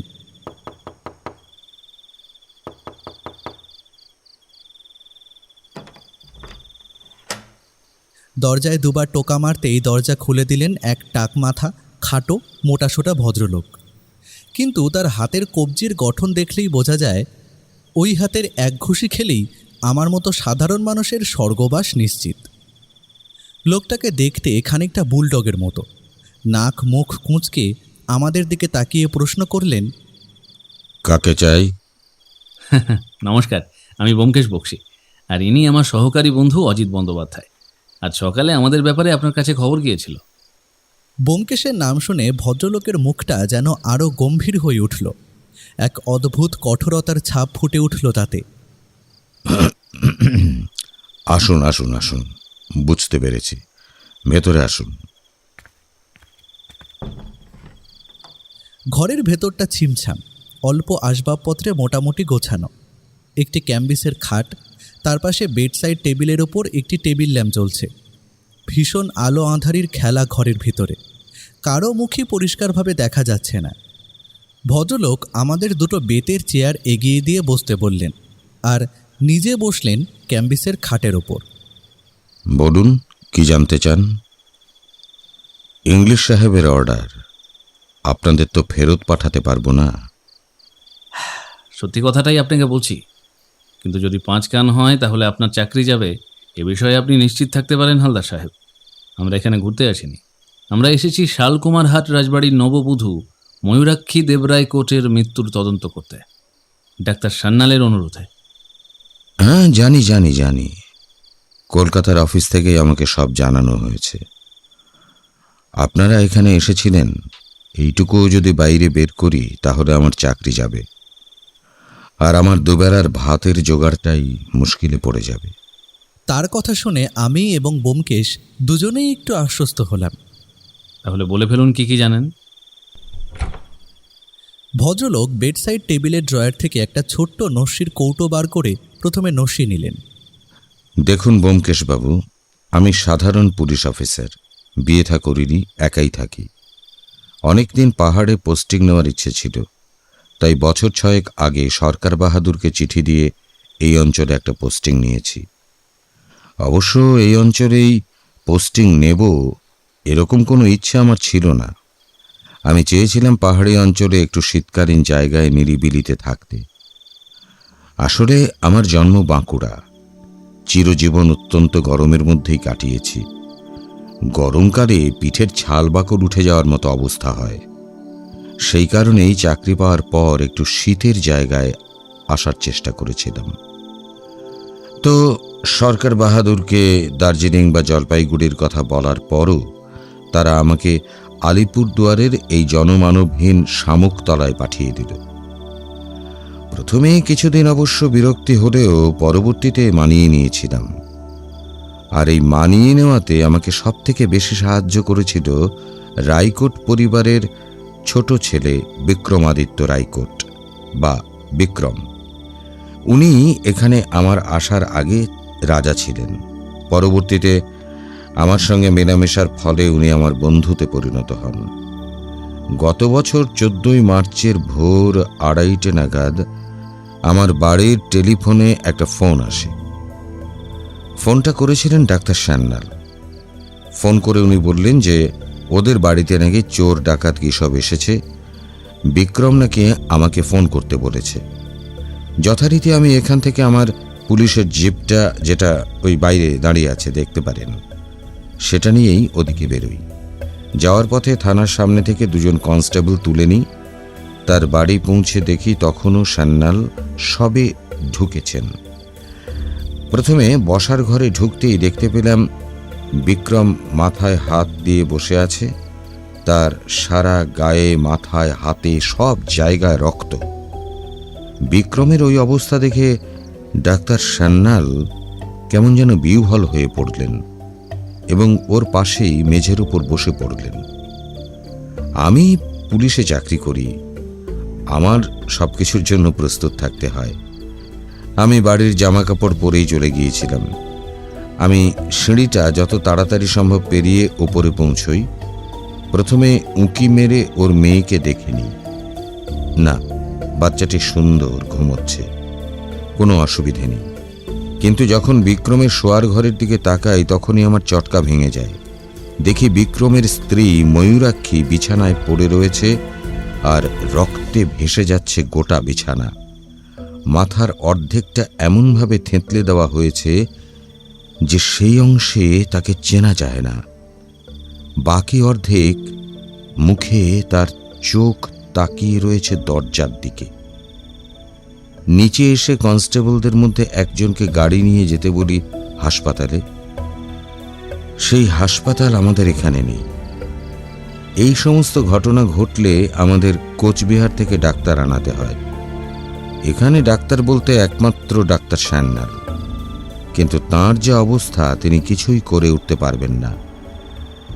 সেই কারণেই সেই ছেলেটিকে আমি গাড়ি দিয়ে পাঠিয়ে দিই। কোচবিহার স্টেশনের গায়ে একটা ছোট হাসপাতাল আছে, সেখান থেকে যদি কিছু একটা করা যায়। সে বেরিয়ে যেতে আমি নিচে নামি। বিক্রমের মুখে কথা ফুটছিল না। ডাক্তার সান্যালকে ডেকে আমি সবটা বললাম। তিনি প্রথমে দৌড়ে ওপরে গেলেন, কিছুক্ষণ বাদে নিচে এলেন। এসেই সিঁড়ির গোড়ার কাছে আসতেই অজ্ঞান হয়ে ওপরের ধাপ থেকে নিচে অবধি পড়ে গেলেন। তারপর তাকে ওই বাড়ির কাজের লোকদের দিয়ে জল খাইয়ে বিশ্রামের ব্যবস্থা করলাম। এরপরে বিক্রমের কাছে আমি স্টেটমেন্ট নিই। স্টেটমেন্টে বিক্রম বলে যে সেদিন রাত্রিবেলা ওদের কোনো বন্ধু, ওই আঢ্য পরিবার, তারা এসেছিল খেতে। মিস্টার আঢ্য, তিনি আসলে বিক্রমের স্কুলের বন্ধু। বর্তমানে আলিপুরদুয়ারের একটি চা বাগানের ম্যানেজার। তাদের নতুন বিয়ে হয়েছিল, তাই নিমন্ত্রণ করে খাওয়ানোর জন্য সেদিনটাই তারা বেছে নেন। দিনটা ছিল রবিবার, তাই চা বাগানের ছুটি ছিল। তারা ওই 9:30-10টা নাগাদ গাড়ি নিয়ে বেরিয়ে যান। তারপর বিক্রম চলে যায় পড়ার ঘরে, যেটা একতলায়। আপনারা এই বাড়িতেই আছেন, দেখতে পাবেন। বড় ঘর, মাঝারি আকারের, চারিদিকে বই, কাগজপত্র আর অফিসের জিনিসপত্র রয়েছে। ও সেই 9:30-10টা থেকে কফি খেয়েছে। ওদের যে চাকর কফি দেয়, গোপাল, আর যে রান্নার মাসি মোক্ষদা, দুজনেই এ বিষয়টা কনফার্ম করেছে। উনি রাত 10টা থেকে রাত 1:30 অবধি 4 কাপ কফি খান। প্রথম দিকে মোক্ষদা বানিয়ে দিলেও পরের 2-3 কাপ ফ্লাক্সে করে তার ঘরে দিয়ে আসা হয়েছিল, কারণ কর্মচারীদের ঘুমের ব্যাপার থাকে। বিক্রমের কথা অনুযায়ী সে ওখানে বসে ব্যবসার কাগজপত্র দেখছিল। দেখা হয়ে গেলে সে একটা বই নিয়ে বসে। আসলে বিক্রমের একটা প্রবলেম আছে, এটা অনেকেই জানে না। ওর ইনসোমনিয়া, রাত্রিবেলা ঘুম হয় না। এটা যে সব সময় হয় তা নয়, মাঝে সাঝে হয়। তাই ও শহর থেকে ঘুমের ওষুধ আনিয়ে রাখে, কিন্তু সেটাও ফুরিয়ে গিয়েছিল অনেক দিন। আর ওর যে সেক্রেটারি মন্মথ, সেও বাড়ি ছিল না। তাকে ওষুধ আনতে পাঠানো হয়েছিল। সে পরের দিন কি তার পরের দিন ফেরত আসার কথা। যেহেতু ওষুধ ছিল না, সেই কারণে ওর ঘুমও আসছিল না। তাই ও ওখানে বসেই একটা গল্পের বই, সম্ভবত বিভূতিভূষণের কিছু একটা লেখা পড়ছিল। এমন সময় ভোর প্রায় হয়ে এসেছে। যখন রাত 2:30-এর সময় ও চিৎকার শুনতে পায়, ময়ূরাক্ষী দেবী বিক্রমের নাম ধরে ডাকাডাকি করছিলেন। বিক্রম দৌড়ে ওপরে যায় এবং গিয়ে ওই অবস্থা দেখে হাত দিয়ে তাকে ধরে বাঁচানোর চেষ্টা করে। সেই অবস্থাতেই তার সারা গায়ে রক্ত লেগে যায়। যখন বুঝতে পারে যে ওর প্রাণ নেই, তখন সে নিচে আসে। সে প্রথমে লোক পাঠায় সান্যালের বাড়ি। সান্যাল তারপর সেখান থেকে ওদিকে রওনা হন আর ওই লোকটিকে পাঠিয়ে দেন আমার বাড়িতে খবর দিতে। আমি তারপর গাড়ি নিয়ে ওদের বাড়ির উদ্দেশ্যে রওনা দিই। আচ্ছা, হালদার বাবু কে এসেছিল ডাকতে আপনাকে? ওই ওদের দারোয়ানের একটা ছেলে আছে, হরদয়াল সিং না কি যেন। ওর ছেলে দীনদয়াল। ডাক্তার সান্যালের বাড়ি প্রথমে, তারপর আমাদের বাড়ি। আসলে হরদয়াল সিংয়ের ছেলে ওদের বাড়িতে ড্রাইভারের কাজ করে। সেদিন রাত্রিবেলা সেই গাড়ি নিয়ে ডাকতে এসেছিল প্রথমে সান্যালকে, তারপর আমাকে। শ্যান্নালকেও গাড়িটা দিয়ে নিজের পায়ে হেঁটে চলে আসে আমার কাছে, তারপর আমার জিপে করেই ফেরত যায়। সান্যালবাবুর নিজস্ব গাড়ি নেই? মানে একটা গাড়ি তো চালাতে দেখলাম। না না, ওই গাড়ি রাজবাড়ির গাড়ি, ওকে দেওয়া হয়েছে চালাতে, এই যা। ওর নিজস্ব কোনো গাড়ি নেই, আর আমার গাড়িটাও তো পুলিশের গাড়ি। এরপরে আপনি প্রশ্ন করতে পারেন তদন্ত নিয়ে। হালদার মশাইয়ের কথা অনুযায়ী আমি ঠিকমতো তদন্ত করিনি, কারণ আমার বন্ধু বিক্রম যা বলেছে আমি সেটাই বিশ্বাস করেছি। দেখুন, ডাক্তারকে দোষ দেওয়া যায় না। নিজের অমন ফুটফুটে বোনটাকে হারালো, তো ওর কাছে আমি দোষী, সেটা বুঝতে পারছি। কিন্তু ঘটনা হচ্ছে, বিক্রম আমাকে যে বর্ণনা দেয় তাতে একটি লাল জামা পরা লম্বা ঝাঁকড়া চুলওয়ালা লোক দোতলার জানালা দিয়ে পালিয়ে গিয়েছিল। এখন কথা হচ্ছে, দোতলার জানালা দিয়ে পালিয়ে যদি গিয়ে থাকে, তবে সে যেদিকে যাবে সেদিকে কিছুটা গেলেই একটা আদিবাসীদের গ্রাম পড়ে। যদি আমি ধরেও নিই যে সে আদিবাসী গ্রামেই রয়েছে, আমি গোটা জঙ্গল এবং গ্রামে খবর দিয়েছি, লোক পাঠিয়েছি, কম করে 6 মাস খোঁজ চলেছে। কিন্তু আশেপাশের 3-4টে গ্রামের কোথাও আমি ওরকম লম্বা ঝাঁকড়া চুল আর কালো গায়ের রঙের লোক দেখতে পাইনি। লাল জামাও কোথাও পাওয়া যায়নি। এবার মৃতার স্বামী যাকে দেখতে পেয়েছে তাকে যদি খুঁজেই না পাই, তাহলে কেসটা দাঁড়ায় কি করে?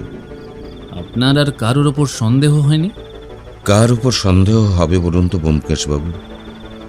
বাড়িতে মাত্র ওরা 2টো লোক, আর বাকি সব কাজের লোক, বিক্রম আর তার বাবা প্রতাপাদিত্য। এই 2জন মানুষ থাকেন ওখানে, আর বাকি সবাই কাজ করে। তাদের থাকার ব্যবস্থা আলাদা।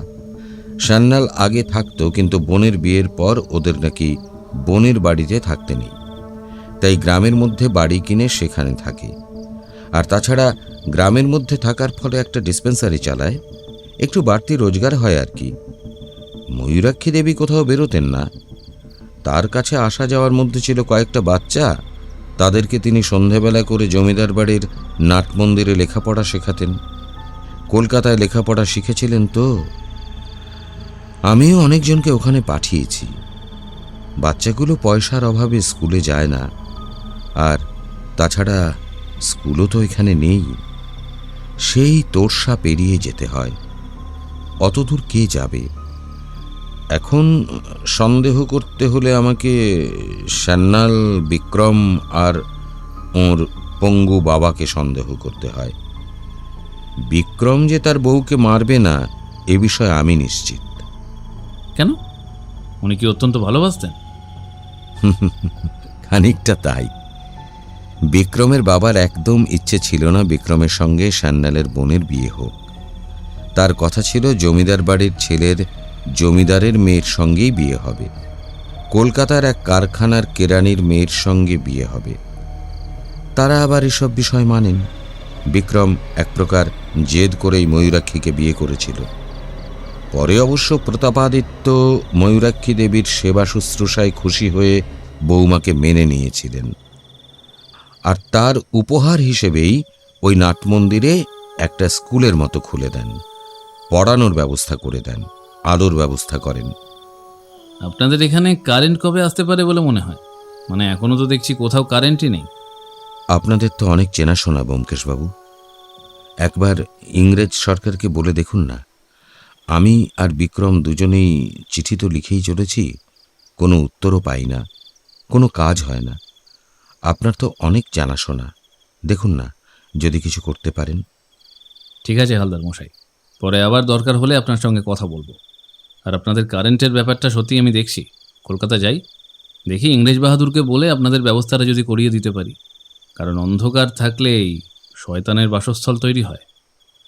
দারোগা বাবুর বাড়ি থেকে বেরিয়ে বেশ কিছুটা এসে ব্যোমকেশ থমকে দাঁড়ালো, কি যেন একটু ভাবল, তারপরে আবার হাঁটতে শুরু করলো। কাকে এখন সন্দেহ করবে বলো তো? পুলিশের অবস্থা তো দেখলেই। এই ভদ্রলোক অতিরিক্ত মাত্রায় রায়কোট বংশের প্রতি দায়বদ্ধ এবং তাদের ভক্ত। তুমি দেখলে না, প্রতাপবাবু কিংবা বিক্রমের বিষয়ে বলার সময় তার গলা থেকে কীরকম সম্ভ্রম ঝরে পড়ছিল।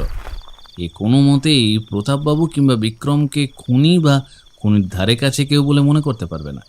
এবার বাকি থাকে সান্যাল। তাকেও খুনি বলে ধরা যায় না, কারণ সে তার নিজের বোনকে খুন করবে এটা ভাবাটা একটু কষ্টসাধ্য। অন্তত আমি যতক্ষণ তাকে দেখেছি সেই কারণেই আর কথা বাড়ালাম না। প্রতাপবাবু বা বিক্রমকে সন্দেহ করার কোনো কারণই কিন্তু নেই, কিন্তু ভেবে দেখলে প্রতাপবাবু কিন্তু ময়ূরাক্ষী দেবীকে কোনোভাবেই নিজের পুত্রবধূ হিসেবে মেনে নিতে পারেননি। পরে মেনে নিয়েছিলেন, কারণ কিছু করার নেই, স্রেফ সমাজচক্ষুর লজ্জায়। সুতরাং তারও কিন্তু একটা মোটিভ তৈরি হয়। আর ডাক্তারবাবুর কথা যদি ঠিক হয় যে গত বছর 4 ধরে বিক্রম অন্য কারোর প্রেমে পড়েছে, তাহলে সেক্ষেত্রে বিক্রমেরও একটা মোটিভ রাখা যায়। এখন বাড়িতে দুটো মানুষ থাকে, প্রতাপবাবু আর বিক্রম। এবার কাজের লোকরা যে তাদের মালিকের স্ত্রীকে হত্যা করবে এটা ভাবা বোকামো, তবে একেবারেই অবিশ্বাস্য নয়। একবার কলকাতায় খোঁজ নিতে হবে, বুঝলে? এই বিক্রমবাবুর প্রেমিকাকে একটু খুঁজে বার করতে হবে। কবে থেকে তাঁদের আলাপ সেগুলো না জানতে পারলে এই কেসের সমাধান আমি করতে পারবো না। কলকাতায় কেন খোঁজ নেবে? তার প্রেমিকা তো শুনলাম জলপাইগুড়িতে।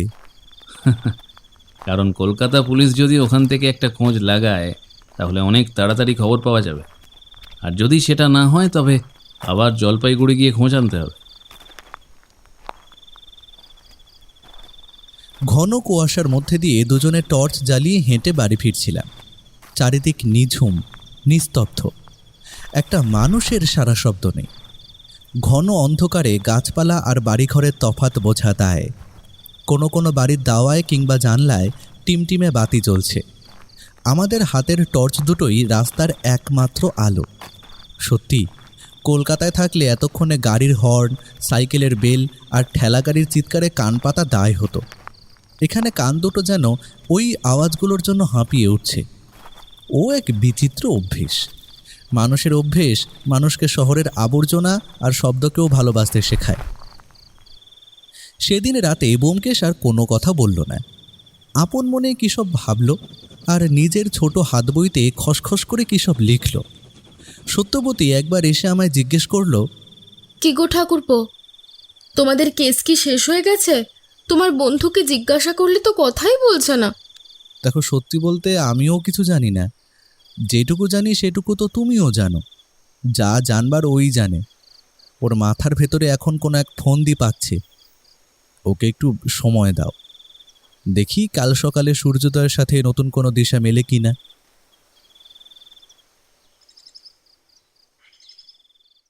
পরের দিন সকালে আমরা দেখতে গেলাম নল রাজাগড়, গুপ্ত সম্রাটদের তৈরি করা এক প্রাসাদের ধ্বংসাবশেষ।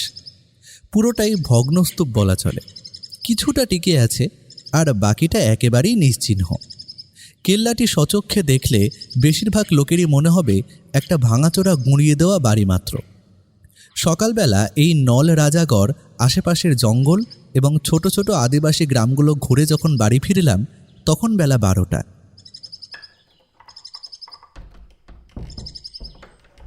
বাড়ি এসেই ব্যোমকেশ স্নানে চলে গেল। আমি বসে বসে আমার খাতায় কিছু নোটস নিচ্ছিলাম। আসলে এই রহস্যটা বাড়ি ফিরে লিখতে হবে, তবে ব্যোমকেশ বলে দিয়েছে আমি যেন আসল নাম ব্যবহার না করি। ডাক্তার সান্যালের অন্তত তেমনই অনুরোধ, তাই ছদ্মনাম ব্যবহার করেই লিখতে হচ্ছে। স্নান সেরে এসে ব্যোমকেশ হঠাৎ আমার দিকে তাকিয়ে বলল, অজিত, আমি আজ দুপুরে খেয়েই বেরোবো, জলপাইগুড়ি যাব। সে কি, কেন? কলকাতা থেকে কি কোনো খবর আসেনি? এখন জলপাইগুড়ি তো অনেকটা পথ, যাবে কি করে? সে ব্যবস্থা দারোগাবাবু করে দিয়েছেন। নদী পেরিয়ে ওপারে জিপ থাকবে। আজ রাতটা জলপাইগুড়িতে কাটিয়ে কাল ভোরে রওনা দেব। ধরে নাও কাল 12টার মধ্যে বাড়িতে ঢুকে পড়ব। তা বৌঠানকে বলেছ? এই দুর্গম জায়গায় তো টেলিফোনও নেই যে খবর দেবে। উপায় নেই, হ্যাঁ, এভাবেই যেতে হবে। বলছি আমি যাব তোমার সাথে? না না, তুমি থাকো। সত্য আর খোকার দেখাশোনার জন্য তো কাউকে দরকার। কাল দুপুরেই তো ফিরে আসছি। ডাক্তার সান্যাল আর বিক্রমবাবুকে কি বলবো?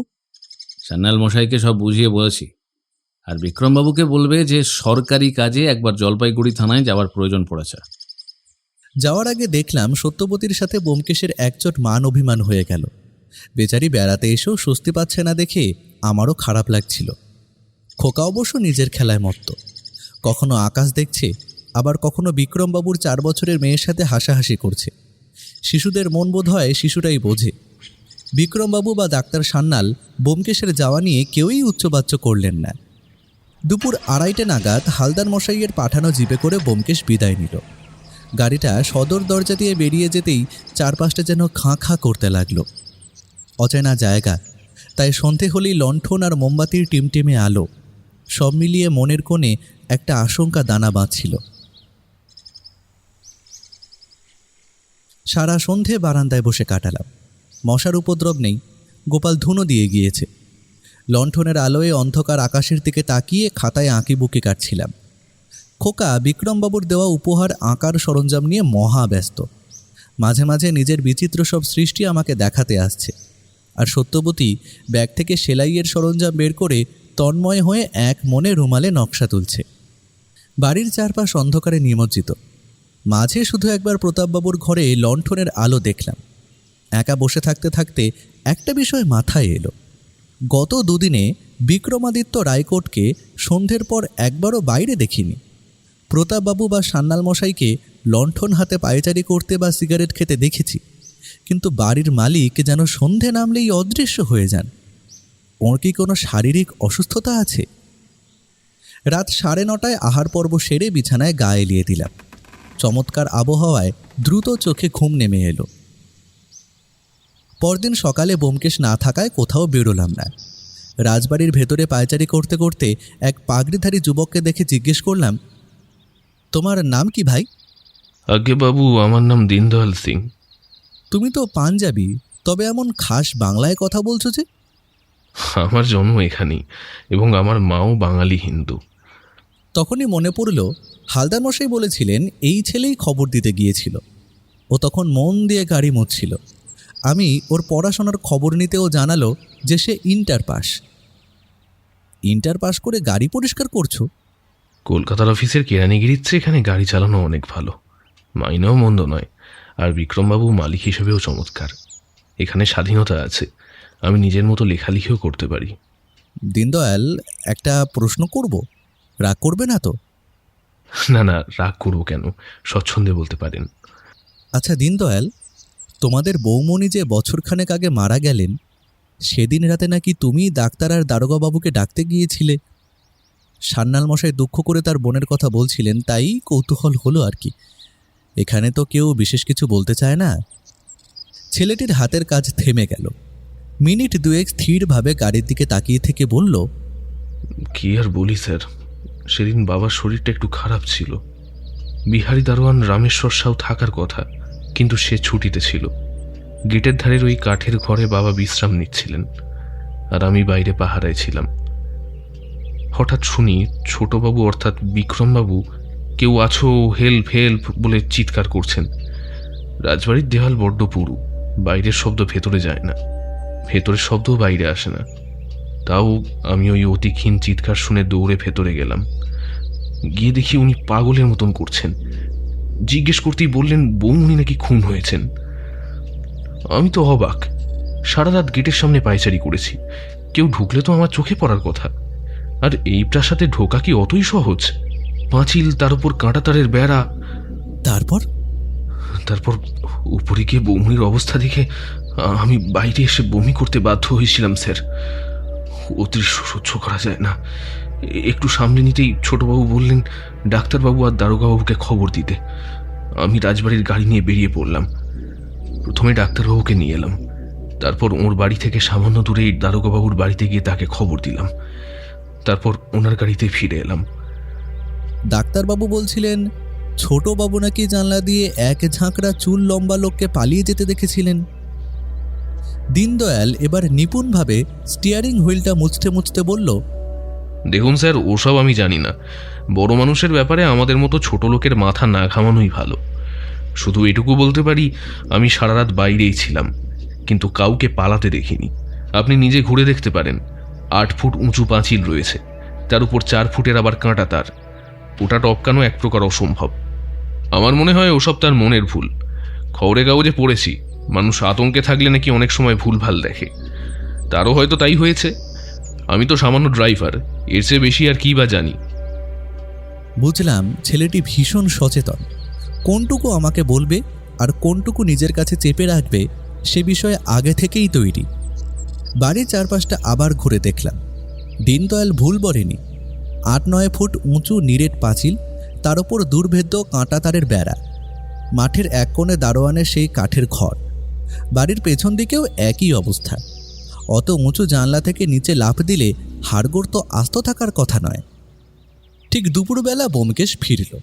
হালদার মশাইয়ের জিপ ওকে নামিয়ে দিয়ে গেল। ওর চেহারা দেখে চমকে উঠলাম। মনে হচ্ছে 2-3 দিন খাওয়া দাওয়া জোটেনি। বললাম, তোমাকে দেখে তো মনে হচ্ছে যুদ্ধ জয় করে ফিরলে। যুদ্ধের চেয়ে কম কিছু নয়।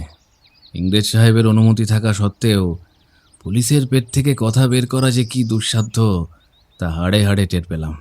যা খুঁজতে গিয়েছিলে তা পেলে? শুধু ওটাই নয়, আরও অনেক কিছু পেয়েছি। হাত মুখ ধুয়ে আমরা খেতে বসলাম।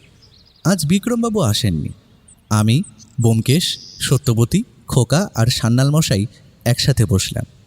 সত্যবতী জিজ্ঞেস করল, ডাক্তারবাবু, ওই ছোট্ট মেয়েটিকে সাথে আনতে পারবেন? ওর জন্য আলাদা কাজের লোক আর আলাদা রান্নার ব্যবস্থা আছে বৌঠান। আমাদের মতো তেল মশলা ও সইবে না। সবার শেষে খাওয়া শেষ করে ব্যোমকেশ ছাদে গেল। সত্যবতী আর খোকার সামনে ও সাধারণত সিগারেট খায় না। আমিও ওর পিছু পিছু ছাদে গেলাম। দেখলাম ও গভীর চিন্তায় আচ্ছন্ন। জলপাইগুড়ি থেকে পাওয়া খবরগুলো ওর মাথায় এখন ঝড় তুলেছে। লবঙ্গ লাহিড়ির খোঁজ পেয়েছি অজিত। বিক্রমাদিত্য রায়কোটের প্রেমিকা।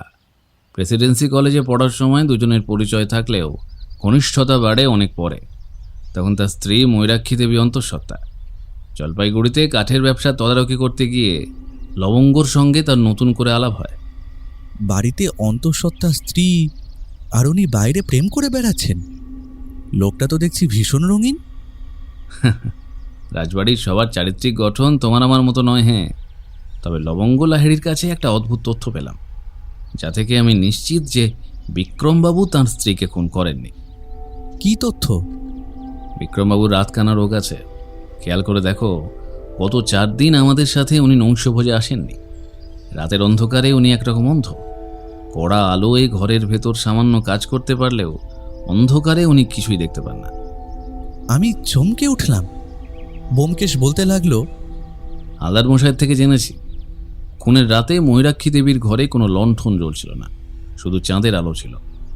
একজন রাতকানা মানুষের পক্ষে অত অন্ধকারে নিখুঁতভাবে কাউকে খুন করে আবার নিজের জায়গায় ফিরে যাওয়া এক প্রকার অসম্ভব। যে বাড়িতে বিদ্যুৎ নেই সেখানে একজন রাতকানার পক্ষে খুন করা অসম্ভব। তাহলে বিক্রমবাবুকে সন্দেহের তালিকার বাইরে রাখছো? একেবারেই বাদ দিতে পারছি না। রাতকানা হলেও মানুষের অদম্য ইচ্ছা তাকে অনেক দূর নিয়ে যেতে পারে। কেন? লবঙ্গ লাহিড়ী আরও কিছু বলেছেন নাকি?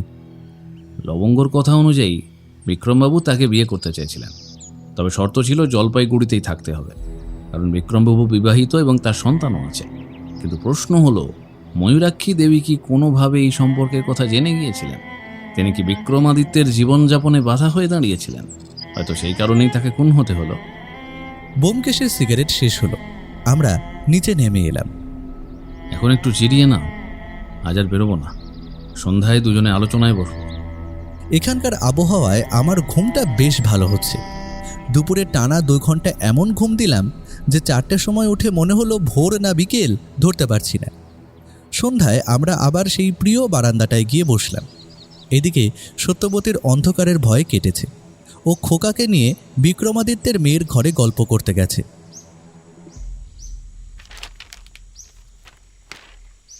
তাহলে কি দাঁড়াচ্ছে অজিত? প্রথমত প্রতাপাদিত্য রায়কোট, তিনি বৃদ্ধ এবং পঙ্গু। ময়ূরাক্ষীর অর্থনৈতিক অবস্থা নিচু হওয়ায় হয়তো তিনি ওকে পছন্দ করতেন না, কিন্তু এটা খুনের জন্য যথেষ্ট কারণ কি না তা বলা কঠিন। দ্বিতীয়ত বিক্রমাদিত্য রায়কোট, তিনি পরকীয়ায় জড়িত। প্রেমিকা লবঙ্গ সব জানতেন, কিন্তু ময়ূরাক্ষী জানতেন কি না তা অস্পষ্ট। এছাড়া বিক্রমবাবু রাতকানা এবং ইনসমনিয়ায় ভুগছেন। গত 4 দিন এখানে আছি, একদিনও তাকে রাতে দেখিনি। পরের জন ডাক্তার সান্যাল। তাকে খুনি ভাবা কঠিন, কারণ তিনি আজও বোনের শোক এবং ভাগ্নিকে নিয়ে স্মৃতিরোমন্থন করে দিন কাটাচ্ছেন। তবে তার ভাবভঙ্গি এবং গায়ের গন্ধ দেখে মনে হচ্ছে তিনি সম্প্রতি মদ্যপান শুরু করেছেন। ধারণাটা আমারও হয়েছে বটে। এবার বাড়ির কাজের লোকেদের সম্পর্কে যা জানলে বলো তো। প্রথমজন গোপাল। সে বড় সাহেবের গাছের যত্ন নেয় এবং আমাদের ফাই ফরমাস খাটে। তার মতে ছোট বৌমা খুব ভালো মানুষ ছিলেন। বিক্রমবাবুকে সে ছোটবেলা থেকে মানুষ করেছে, কারণ বিক্রমবাবুর মা নৌকোডুবিতে মারা যান যখন তার বয়স মাত্র 10। দ্বিতীয়ত মোক্ষদা বেশি। তিনি বেশ কড়া মেজাজের। তার দাবি ছোটবাবু এবং ছোট বৌমার সঙ্গে কারো শত্রুতা থাকা অসম্ভব, তবে রান্নাবান্না নিয়ে খুঁতখুঁত করায় তিনি প্রতাপবাবুর ওপরে বেশ চটে। 3 নম্বর গজাধর। নেপালি লোক, বাংলা ভালো বোঝে না। সে সকালে এসে ঘরদোর ঝাড়পোছ করে সন্ধ্যায় বাড়ি চলে যায়, তাই খুনের রাতের ব্যাপারে বিশেষ কিছু সে জানে না।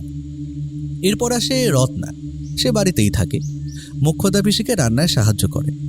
তার দাবি পুলিশের গাড়ির আওয়াজে তার ঘুম ভেঙেছিল, কিন্তু ভয়ে ঘরের বাইরে বেরোয়নি। পরে গোপাল ডাকলে সে বাইরে বেরিয়ে আসে। শেষজন মালি বিষ্ণু। সেও নেপালি এবং বাড়িতেই থাকে। সেও নাকি কিছু শুনতে পায়নি। ভোরে গোপালের চিৎকার শুনে তার ঘুম ভাঙে এবং সে সব জানতে পারে। এরপর রাজকুমারীর পরিচারিকা ইয়াংচেন। তার কাজ বাচ্চা মেয়েটার দেখাশোনা করা, খাওয়ানো, স্নান করানো, জামাকাপড় গুছিয়ে রাখা। সে রাতে বাচ্চাকে ঘুম পাড়িয়ে দিয়ে চলে যায়, তাই খুনের রাতে সে কিছু জানতে পারেনি। রাতে বাচ্চাটি দেখাশোনা কি করেন? মেয়েটি জানালো রাতে বিক্রমবাবু দেখাশোনা করেন। পরদিন সকালে ইয়াংচেন আবার কাজে ফেরে। আর কোনো কাজের লোকের সঙ্গে আমার কথা হয়নি, তবে গতকাল একজনের সঙ্গে কথা হয়েছে। কার সঙ্গে? হরদয়াল সিংয়ের ছেলে দীনদয়াল সিং। খুনের রাতে সেই ডাক্তার সান্যাল আর দারোগাবাবুকে ডাকতে গিয়েছিল। সেদিন রাতের নিয়মিত দারোয়ান পারিবারিক কারণে ছুটিতে ছিল। হরদয়াল বৃদ্ধ আর অসুস্থ হওয়ায় তার জায়গায় ছেলে দীনদয়াল পাহারায় ছিল। দীনদয়াল কলকাতায় মামার বাড়ি থেকে উচ্চ মাধ্যমিক পাশ করে এখানেই জিপ চালায়। তার বক্তব্য, সেদিন রাতে সে যখন পাহারায় ছিল হঠাৎই বিক্রমবাবুর চিৎকার শুনতে পায়। ঘরে গিয়ে দেখে তিনি বসার ঘরে পাগলের মতো করছেন। একবার উপরে গিয়ে মৃতদেহ দেখে তার বমি হয়ে গিয়েছিল। তারপর সে নিচেই ছিল। এরপর দীনদয়াল তার বাবাকে পাহারায় বসিয়ে জিপ নিয়ে বেরোয়। প্রথমে সান্যালবাবুকে খবর দেয়, তারপর দারোগা হালদারকে নিয়ে ফেরে।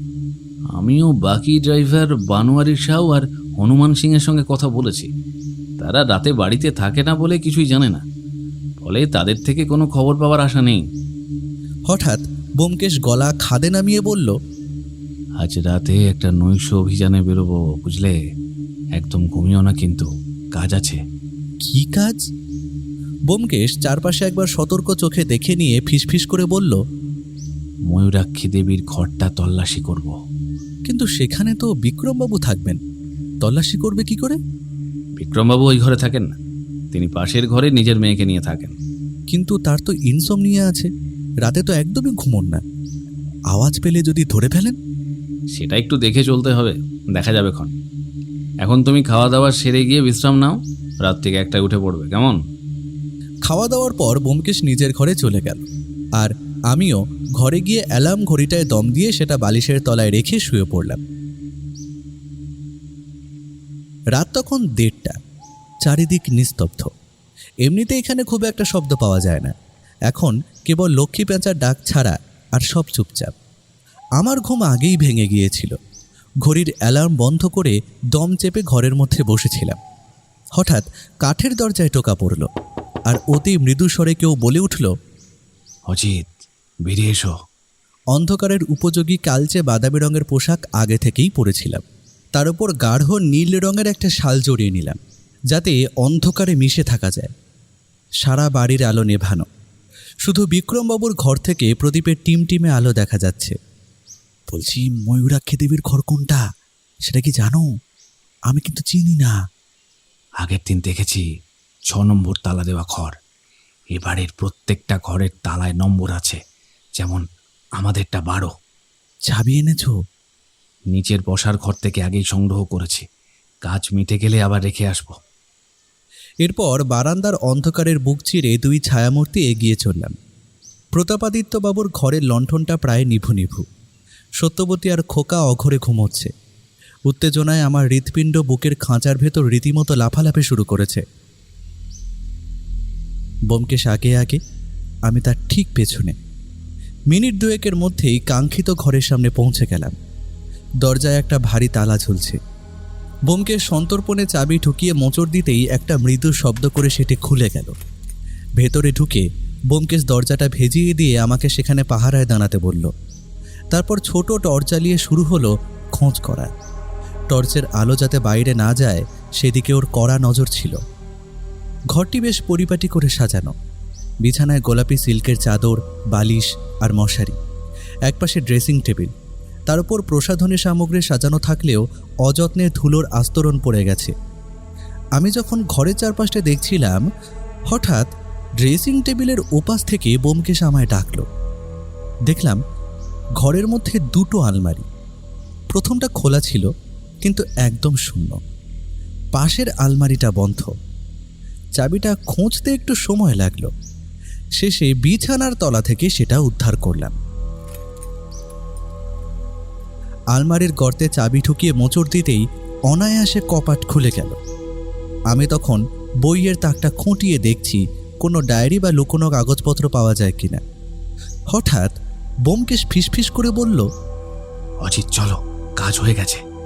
আমি তো অবাক। এই তো সবে এলাম, এর মধ্যেই হয়ে গেল। আমার বিস্ময় লক্ষ্য করে ব্যোমকেশ মুচকি হেসে বলল, যা খুঁজছিলাম তা পেয়ে গেছি, এখন চলো। টর্চ নিভিয়ে সাবধানে ঘর থেকে বাইরে বেরিয়ে তালা লাগিয়ে দিলাম। ব্যোমকেশ নিঃশব্দে সিঁড়ি দিয়ে নিচে নেমে গেল চাবিটা যথাস্থানে রাখতে। আর আমি অন্ধকারের মধ্যে গুটি গুটি পায়ে নিজের ঘরে ফিরে এসে হাঁপ ছাড়লাম। শীতের রাত হলেও উত্তেজনায় শরীর তখন ঘামছে। কিছুক্ষণ পর দরজায় খিল দেওয়ার শব্দ শুনে বুঝলাম ব্যোমকেশ নিজের ঘরে ঢুকেছে। মনটা এবার শান্ত হলো।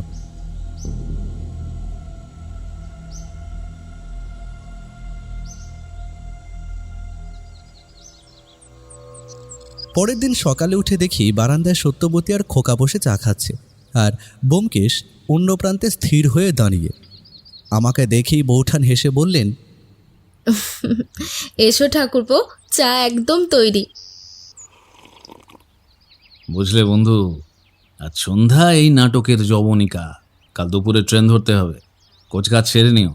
বলো কি, রহস্য সমাধান হয়ে গেল? হ্যাঁ বন্ধু, হ্যাঁ, যা বোঝার তা কাল রাতেই বুঝে গেছি।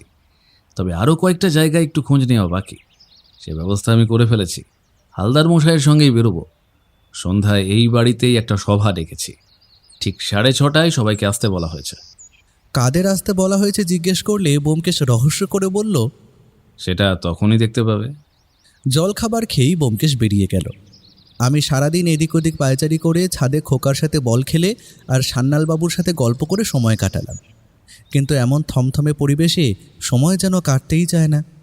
শেষে সত্যবতীর সঙ্গে লুডো খেলে দুপুরটা পার করলাম। খাবার টেবিলে যখন বসলাম, দেখলাম ব্যোমকেশ ক্লান্ত হয়ে ফিরেছে। হাত মুখ ধুয়ে ও খেতে বসলে আমি বললাম, কখন ফিরলে? ভাতের থালায় ডাল ঢালতে ঢালতে নির্লিপ্ত স্বরে ও বলল, এই এলাম। সামনে বিক্রমবাবু আর ডাক্তারবাবু থাকায় বেশি কথা বলা সমীচীন মনে হলো না। চুপচাপ খাওয়া সেরে নিজের ঘরে চলে এলাম।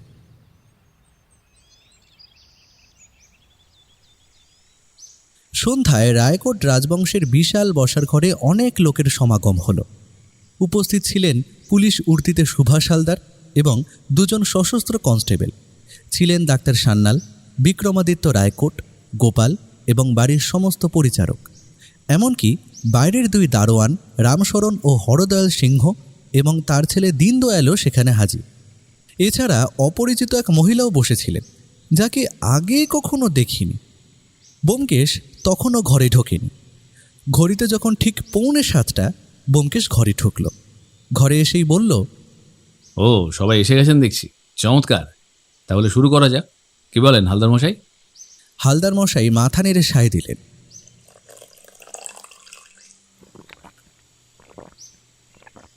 ব্যোমকেশ বসার ঘরে মাঝখানে রাখা প্রকাণ্ড সোফাটায় বসে টি টেবিলের উপরে রাখা তামার জগ থেকে গ্লাস ভরে জল খেল।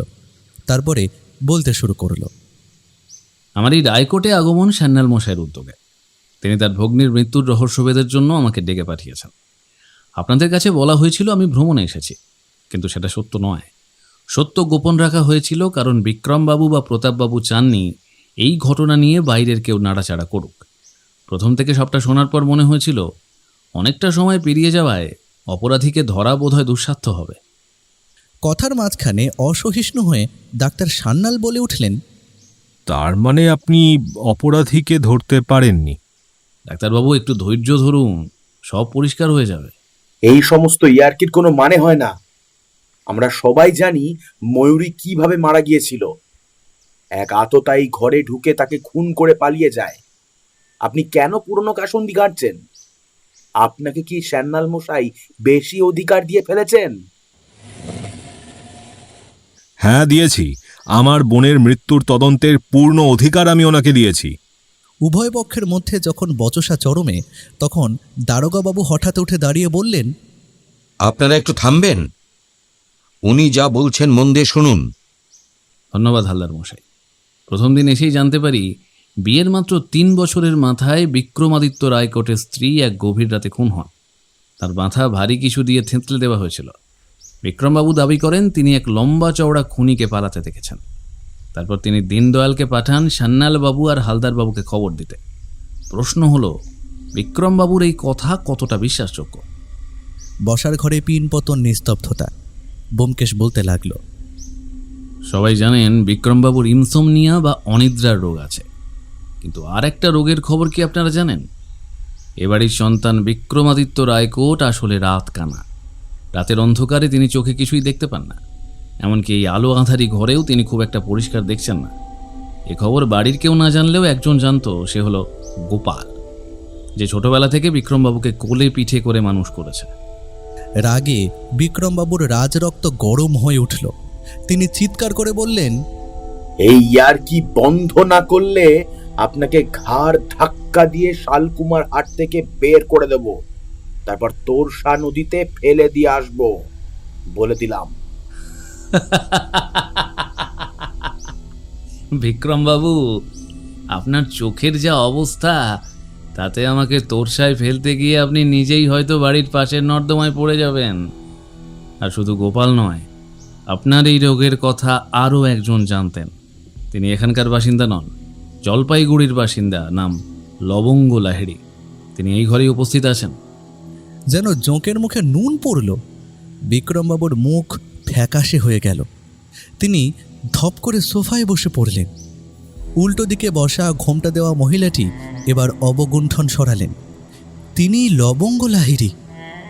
4 বছর আগে যখন ময়ূরাক্ষী দেবী প্রথমবার অন্তঃসত্ত্বা হন, বিক্রমবাবু তখন কারখানার কাজে জলপাইগুড়িতে ছিলেন। স্ত্রীর অগোচরে তিনি লবঙ্গ দেবীর প্রেমে পড়েন। তবে তিনি সত্য গোপন করেননি।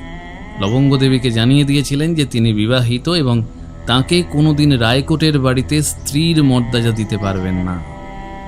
লবঙ্গ দেবীকে জলপাইগুড়িতেই থাকতে হবে। আমার প্রাথমিক ধারণা ছিল বিক্রমবাবুর মোটিভ হলো ময়ূরাক্ষী দেবীকে সরিয়ে লবঙ্গ দেবীকে স্বীকৃতি দেওয়া। কিন্তু লবঙ্গ দেবীর সাথে কথা বলে জানলাম তিনি সব জেনেই এই সম্পর্কে ছিলেন। সুতরাং খুনের মোটিভটা এখানে দুর্বল হয়ে পড়ল। এরপর আসি প্রতাপাদিত্য বাবুর কথায়। তিনি বয়স্ক মানুষ, তার পক্ষে এই কাজ করা অসম্ভব বলেই মনে হয়। যদিও প্রথম দিকে সাধারণ কেরানির মেয়েকে বাড়ির বউ হিসেবে তিনি মেনে নিতে পারেননি, চেয়েছিলেন অন্য কোনো জমিদারি বংশে সম্বন্ধ করতে। কিন্তু পরে ময়ূরাক্ষীর স্বভাব গুণে তিনি তাকে পুত্রবধূর আসনেই বসিয়েছিলেন। শেষে দেখেন ডাক্তার সান্যাল। নিজের বোনকে খুন করা আর নিজেকে খুন করার মধ্যে তার কাছে কোনো তফাৎ নেই। মা বাবার মৃত্যুর পর তাঁর সমস্ত পৃথিবী ছিল এই বোনকে কেন্দ্র করে। সুতরাং তিনিও তালিকার বাইরে। সুতরাং এ বাড়ির 3 জন সদস্যকে সন্দেহের ঊর্ধ্বে রাখতে হবে। এরপর আসে কাজের লোকেদের কথা। সবার সঙ্গে কথা বলে বুঝলাম গৃহকর্ত্রীর ওপর কারো কোনো ক্ষোভ নেই, এমনকি গ্রামের লোকজনও তাকে বিশেষ চেনে না। তাহলে ময়ূরীকে মারল কে? সেটাই তো আমারও জিজ্ঞাসা ছিল। যে মানুষটাকে বাইরের কেউ চেনে না, যার কোনো শত্রু নেই, হঠাৎ কেউ তাকে কেন খুন করতে যাবে, তাও আবার ওরকম বিভৎসভাবে? এ নিয়ে আমি বেশ ধন্দে পড়ে গিয়েছিলাম। এরপর আমি হালদার মশাইয়ের সাহায্য নিই। সেখান থেকে জানতে পারি যে ডাক্তার সান্যাল বোনের খুনের বিষয়ে সন্দেহ প্রকাশ করলেও গত বছর 1-1.5 মাস ধরে আশপাশের সাঁওতাল গ্রামগুলোতে তল্লাশি চালিয়েও ওই লম্বা ঝাঁকড়া চুলওয়ালা আততায়ী বা লাল জামার কোনো হদিশ পাওয়া যায়নি। এদিকে দীনদয়াল বলছে যে সে সারা রাত বাড়ির গেটে পাহারায় ছিল, অথচ কাউকে বাড়ির ভেতরে ঢুকতে বা বেরোতে দেখেনি। ওর যুক্তিটাও ফেলনা নয়। 8-9 ফুট উঁচু পাঁচিল, তার উপর 3 ফুট উঁচু কাঁটাতারের বেড়া পেরিয়ে কয়েক মিনিটের মধ্যে কাজ ছেড়ে উধাও হওয়া কোনো মানুষের পক্ষে সম্ভব নয়, যদি না সে অতিমানবিক ক্ষমতার অধিকারী হয়। তাহলে প্রশ্ন ওঠে, ঘটনাটা ঘটল কি করে? এক হতে পারে যদি আততায়ী বাড়ির ভেতরেই লুকিয়ে থাকে, দিনের আলোতে বাড়ির ভেতরে ঢুকে কাজ সেরে যদি সে বাড়ির ভেতরেই রয়ে যায়, তবে এটা সম্ভব। এই রাজবাড়ি থেকে যেদিকেই যাওয়া যায় ঘন জঙ্গল, আর তার শেষে কিছু ছোট ছোট গ্রাম। হালদারবাবু আমার কথা মতো গত রাতেও সেখানে তল্লাশি চালিয়েছেন, কিন্তু কাউকে সন্দেহজনক পোশাকে দেখা যায়নি। অগত্যা বর্তমানে কোনো সূত্র না পেয়ে আমি অতীতে দৃষ্টি দিলাম। ডাক্তার সান্যাল ও ময়ূরাক্ষী দেবীর শৈশব, বেড়ে ওঠা সবকিছু কলকাতায়। ময়ূরাক্ষী দেবী সাধারণ কেরানির মেয়ে ছিলেন। সরকারি স্কুল থেকে পড়াশোনা শেষ করে প্রেসিডেন্সি কলেজ থেকে স্বর্ণপদক নিয়ে সাহিত্যে উত্তীর্ণ হন। এরপর তাদের জীবনে এক চরম দুর্ঘটনা ঘটে। পথ দুর্ঘটনায় বাবা মা দুজনেই মারা যান। সেই অবস্থায় দাদা সান্যাল মশাই নিজের বোনকে কলকাতায় একা রাখা নিরাপদ মনে না করে নিয়ে এলেন এই রাজবাড়িতে। এখানে এসে তার প্রেম, বিবাহ এবং সন্তান। এর মাঝেই বিক্রমবাবু লবঙ্গের সাথে প্রণয়ে জড়ালেও সংসারে তার কোনো সরাসরি আঁচ পড়েনি। কিন্তু হঠাৎ এই বজ্রপাত কেন? আচ্ছা দীনদয়াল, তুমি বলেছিলে যে তুমি বাইরে দারোয়ানের জায়গায় বসেছিলে আর ভেতর থেকে বিক্রমবাবুর চিৎকার শুনতে পেয়েছিলে, তাই তো? দীনদয়াল ঘাড় নেড়ে সম্মতি জানালো, কিন্তু তার চোখ মুখ দেখে মনে হচ্ছে সে সাক্ষাৎ ভূত দেখেছে। হঠাৎ ব্যোমকেশ হালদার মশাইয়ের দিকে তাকিয়ে বলল, হালদার মশাই, আপনার একজন কনস্টেবলকে পাঠান। ডাক্তারবাবু আর বিক্রমবাবু ওর সাথে বাইরে যান। দীনদয়াল সেদিন রাতে যেখানে বসেছিল আপনারাও ঠিক সেখানে গিয়ে দাঁড়ান। আমি এখান থেকে চিৎকার করব, দেখুন তো শোনা যায় কিনা। আর অজিত, তুমিও যাও ওদের সাথে। আমরা চারজনে গিয়ে দীনদয়ালের বসার জায়গায় দাঁড়ালাম। আমি ঘড়ির দিকে তাকিয়ে রইলাম। ব্যোমকেশ বলেছিল 5 মিনিট থাকতে। 5 মিনিট পেরিয়ে যাওয়ার পরও যখন কিছুই শোনা গেল না, আমরা ভেতরে ফিরে এলাম। ব্যোমকেশ মুচকি হেসে বলল, কি হে, কিছু শুনতে পেলে? না, কিছুই তো শোনা গেল না। কিন্তু দীনদয়াল, তুমি যে বললে ওখান থেকেই তুমি বিক্রমবাবুর চিৎকার শুনতে পেয়েছিলে। ব্যোমকেশের কথা শেষ হওয়ার আগেই দীনদয়াল পালাবার চেষ্টা করল, কিন্তু হালদার মশাইয়ের 2জন কনস্টেবল তাদের বজ্রমুষ্টিতে খাবলে ধরল তার গলা আর কবজি। এই সময় হরদয়াল সিং উঠে দাঁড়িয়ে আর্তনাদ করে উঠলেন, কেন দীনদয়ালকে ধরছেন কেন? ও আবার কি করলো? হরদয়াল বাবু, একটু ধৈর্য ধরুন, আর সামান্যই বাকি। একটু বসুন, তাহলেই সব বুঝতে পারবেন। ব্যোমকেশ শান্ত কণ্ঠে তাকে আশ্বস্ত করল। তারপর দীনদয়ালের দিকে তাকিয়ে বলল, আর দীনদয়াল, পালানোর চেষ্টা করো না। হালদার মশাইকে দেখে যতটা ভালো মানুষ মনে হয়, উনি কিন্তু আসলে ততটা নন। বিক্রমবাবু, আপনার কি মনে পড়ে সেদিন ঠিক কী হয়েছিল? আচ্ছা দীনদয়াল, তুমি আগের দিন বলেছিলে তুমি কলকাতায় পড়াশোনা করেছ, তাই তোমার বাংলা এত ঝরঝরে। আসলে দীনদয়ালের বাবা হরদয়াল সিংহ গড়িয়াহাটের মেয়ে পার্বতী মজুমদারকে বিয়ে করেছিলেন। এখানে পড়াশোনার সুযোগ কম থাকায় হরদয়াল ছেলেকে তার মামার বাড়িতে রেখে এসেছিলেন। সেখানে দীনদয়াল স্নাতক হওয়ার জন্য ভর্তি হয়েছিল প্রেসিডেন্সি কলেজে। ঘটনাটা আমি জানতে পেরেছি ইংরেজ বাহাদুরের একনিষ্ঠ পুলিশ অফিসার, গড়িয়াহাট থানার ইনচার্জ সমীর বাবুর কাছ থেকে। আমার নির্দেশে তিনি প্রেসিডেন্সি কলেজে খোঁজ নিয়েছিলেন এবং সেখান থেকে আমরা 2-3 জনের নাম পাই যারা ময়ূরাক্ষী দেবীর সহপাঠী ছিল। তার মধ্যে একজন ছিলেন দীনদয়াল সিংহ। তবে তাকে সহপাঠী বলা চলে না, কারণ সে মাত্র 2 মাস ক্লাস করে পড়াশোনা ছেড়ে দিয়েছিল। আসলে দীনদয়াল ছিল এক চরম মাদকাসক্ত। সে লুকিয়ে কোকেনের নেশা করত। সেই নেশার ঘোরে কলেজের একটি মেয়ের ওপর কুদৃষ্টি দেওয়ার অপরাধে তাকে কলেজ থেকে বহিষ্কার করা হয়েছিল। আর সে মেয়েটি ছিল ময়ূরাক্ষী সান্যাল। এই কথা শোনা মাত্র বিক্রমবাবু আর ডাক্তার সান্যাল ফুঁসে উঠলেন। তাদের দেখে মনে হচ্ছিল দীনদয়ালকে এক্ষুনি ছিঁড়ে ফেলে দেবেন। দীনদয়ালের অবস্থাও তখন কাহিল। চোখ মুখ যেন ঠিকরে বেরিয়ে আসবে। সারা শরীর রাগে আর ভয়ে ফুঁসছে। ব্যোমকেশের এসবে ভ্রুক্ষেপ নেই। সে নির্বিকার স্বরে বলতে থাকলো, কলেজ থেকে বিতাড়িত হলেও দীনদয়াল ময়ূরাক্ষীর ওপর একটা অদ্ভুত আকর্ষণ অনুভব করত। সেই থেকেই তাদের পরিচয় এবং পরিণামে প্রেম। এর মাঝেই 2 বছরের ব্যবধানে ময়ূরাক্ষীর মা বাবা মারা গেলে তিনি তার দাদার সাথে শালকুমার হাটে চলে আসেন। দীনদয়াল তখন জানতো না যে ময়ূরাক্ষী কোথায় গিয়েছেন। এখানে আসার 2 বছরের মাথায় বিক্রমবাবুর সাথে তার বিয়ে হয়। সংসার সুষ্ঠুভাবেই চলছিল, কিন্তু বিয়ের আরও 2 বছর পর শালকুমার হাটে এসে উপস্থিত হয় হরদয়াল সিংহের পুত্র দীনদয়াল সিংহ। ততদিনে সে পুলিশের কৃপায় তিনি ভদ্র সমাজে চলার যোগ্য হয়েছেন।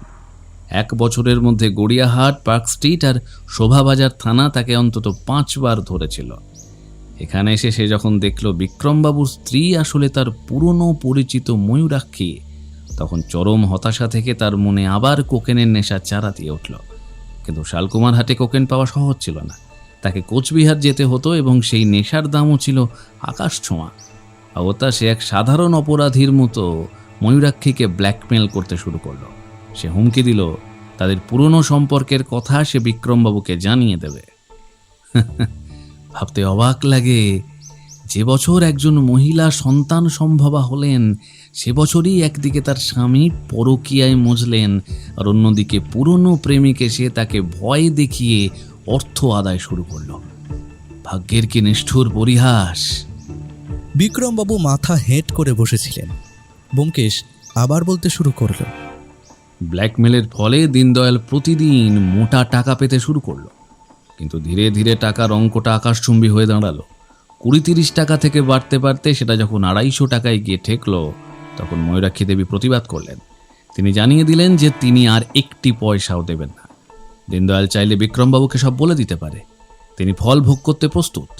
তখন দীনদয়ালের হাতে পয়সার অভাব, যার ফলে সে কোকেন কিনতে পারছে না। তার মধ্যে এক প্রকার উইথড্রয়াল সিনড্রোম কাজ করছে, যার কারণে সে অর্ধেক উন্মাদ হয়ে উঠেছে। সেই উন্মাদ অবস্থাতেই সে ঠিক করে যে যার জন্য সে নেশা করতে পারছে না তাকে সে খুন করবে। এবার প্রশ্ন হলো, সে কিভাবে খুন করবে? এইবার ব্যোমকেশ দীনদয়ালের দিকে ফিরে দাঁড়িয়ে বলল, কি দীনদয়াল বাবু, আপনি বলবেন নাকি আমি বলবো? দীনদয়াল ব্যোমকেশের দিকে থুতু ছিটিয়ে দিল। ব্যোমকেশ মৃদু হেসে রুমাল দিয়ে থুতু মুছে নিয়ে বলল, তাহলে আমি বলি। দীনদয়াল এ বাড়িতে ড্রাইভারির কাজ করে, তাই সে দিনের বেলায় বাড়িতে ঢোকে, কিন্তু সেদিন সন্ধ্যায় ফেরত যায়নি। অজুহাত ছিল তার বাবার জ্বর হয়েছে। যদিও হরদয়ালের শরীর তেমন খারাপ ছিল না, জ্বর হয়েছিল তার আগের দিন। তা সত্ত্বেও সে তার বাবাকে বোঝাতে সক্ষম হয় যে সে সঙ্গে থাকলে সুবিধা হবে। এর মধ্যে আবার রামশরণও ছুটিতে ছিল, সুতরাং সব দিক থেকেই মোক্ষম সময়। সেদিন রাতে হরদয়াল যখন তার কেবিনের মধ্যে প্রায় নিদ্রাচ্ছন্ন, তখন দীনদয়াল একটা অদ্ভুত কাজ করে। সে তার পাগড়ির ওপর কালো রঙের একটা কাপড় কোনোভাবে জড়িয়ে নেয়, তারপর লাল রঙের একটা জামা পরে উঠে যায় ময়ূরাক্ষী দেবীর ঘরে। সত্যি কথা বলতে, এ বাড়িতে যে পরিমাণ অন্ধকার, তাতে যে কেউ যা খুশি করে পার পেয়ে যেতে পারে, আর সেই সুযোগটাই নিয়েছিল দীনদয়াল। সে ময়ূরাক্ষী দেবীর ঘরে যায়। তিনি হয়তো ঘুমোচ্ছিলেন, তাকে ঘুম থেকে তোলেন কি তোলেন না সেটা আমি বলতে পারবো না, তবে সঙ্গে করে নিয়ে যাওয়া 1 কেজির বাটখারা দিয়ে সে ময়ূরাক্ষী দেবীর মাথা থেঁতলে দেয়। সে বাটখারা সকালে দারোগাবাবু দীনদয়ালের বাড়ির বাথরুমের পেছন থেকে উদ্ধার করেছেন। ময়ূরাক্ষী দেবী বাঁচার আপ্রাণ চেষ্টা করেছিলেন এবং মৃত্যুর আগে 2 বার নিজের স্বামীর নাম ধরে ডেকে ফেলেন। রাতকানা বিক্রমবাবু ডাক শুনে তৎক্ষণাৎ উপরে আসেন। তার আসতে যতটুকু সময় লেগেছিল, সেই সময়ের মধ্যেই দীনদয়াল পালিয়ে যেতে সক্ষম হয়। চোখে কম দেখা বিক্রমবাবু জানলা দিয়ে শুধু ঝাঁকড়া চুলের এক কালো লম্বা লাল জামা পরা লোককে পালাতে দেখেন। যদিও গায়ের রংটা কালো ছিল না, আর ওই নকল চুলের তলায় যে আসলে পাগড়ি ছিল, তা সুস্থ চোখ থাকলে সবাই বুঝতে পারত। এর পরের কাজটা দীনদয়ালের জন্য খুব সোজা ছিল।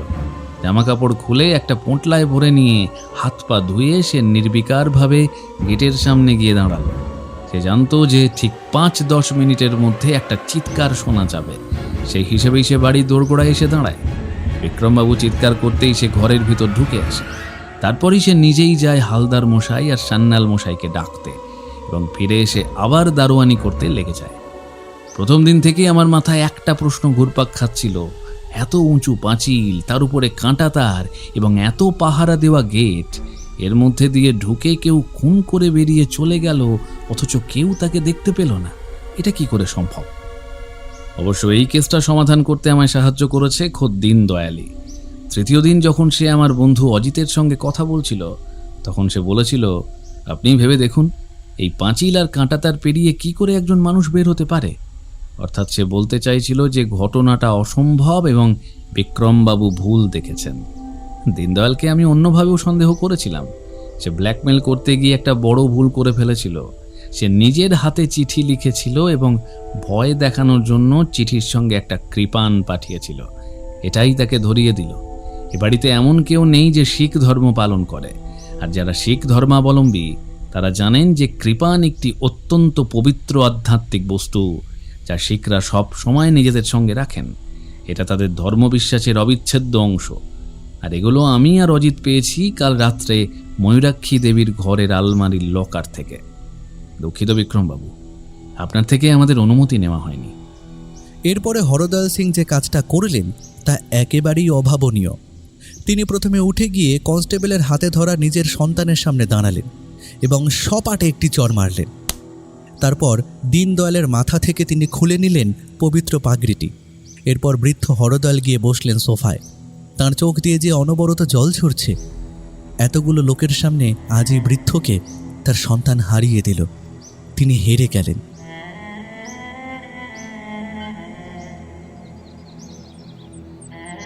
পরদিন সকালবেলা চা খেয়েই আমরা বেরিয়ে পড়েছিলাম। সত্যি বলতে সান্যাল মশাই তার কথা রেখেছেন। আমাদের যথেষ্ট পরিমাণ পারিশ্রমিক দিয়েছেন। এছাড়া সামনের বছর আবারও একবার শালকুমার হাটে এসে বেশ কিছুদিন সময় কাটিয়ে যাওয়ার আমন্ত্রণ জানিয়ে রেখেছেন। বিক্রমবাবু আমাদের কৃতজ্ঞতা জানিয়েছেন এবং এও বলেছেন যে তিনি আমাদের তার ও লবঙ্গদেবীর বিবাহের নিমন্ত্রণ জানাবেন। তবে আমার ব্যক্তিগত মতামত হচ্ছে, কলকাতা থেকে এত দূরে এই অজপাড়া গায়ে বিয়েবাড়ি খেতে আসা খুব একটা সমীচীন হবে না। তার চেয়ে ব্যোমকেশ যে পরিমাণ টাকা পারিশ্রমিক পেয়েছে তা দিয়ে কলকাতায় কোনো একটা ভালো রেস্তোরাঁয় একদিন জম্পেশ করে খাওয়া যাবে। যাওয়ার সময় জিপে এই কথাটা বলতেই সত্যবতী আর খোকা আমার কথায় সায় দিয়ে বলল, একদম ঠিক বলেছো ঠাকুরপো। এই তেপান্তর পেরিয়ে কে আসে বলো তো? দেখো, এই কেসটা পেয়েছিলাম বলেই কিন্তু তোমার পাহাড় ঘোরাটা হয়ে গেল, নচেত।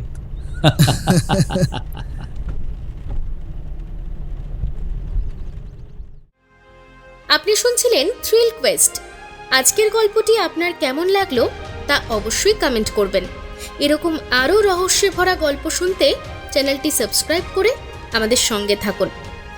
আবার দেখা হবে নতুন কোনো অজানা সত্যের খোঁজে।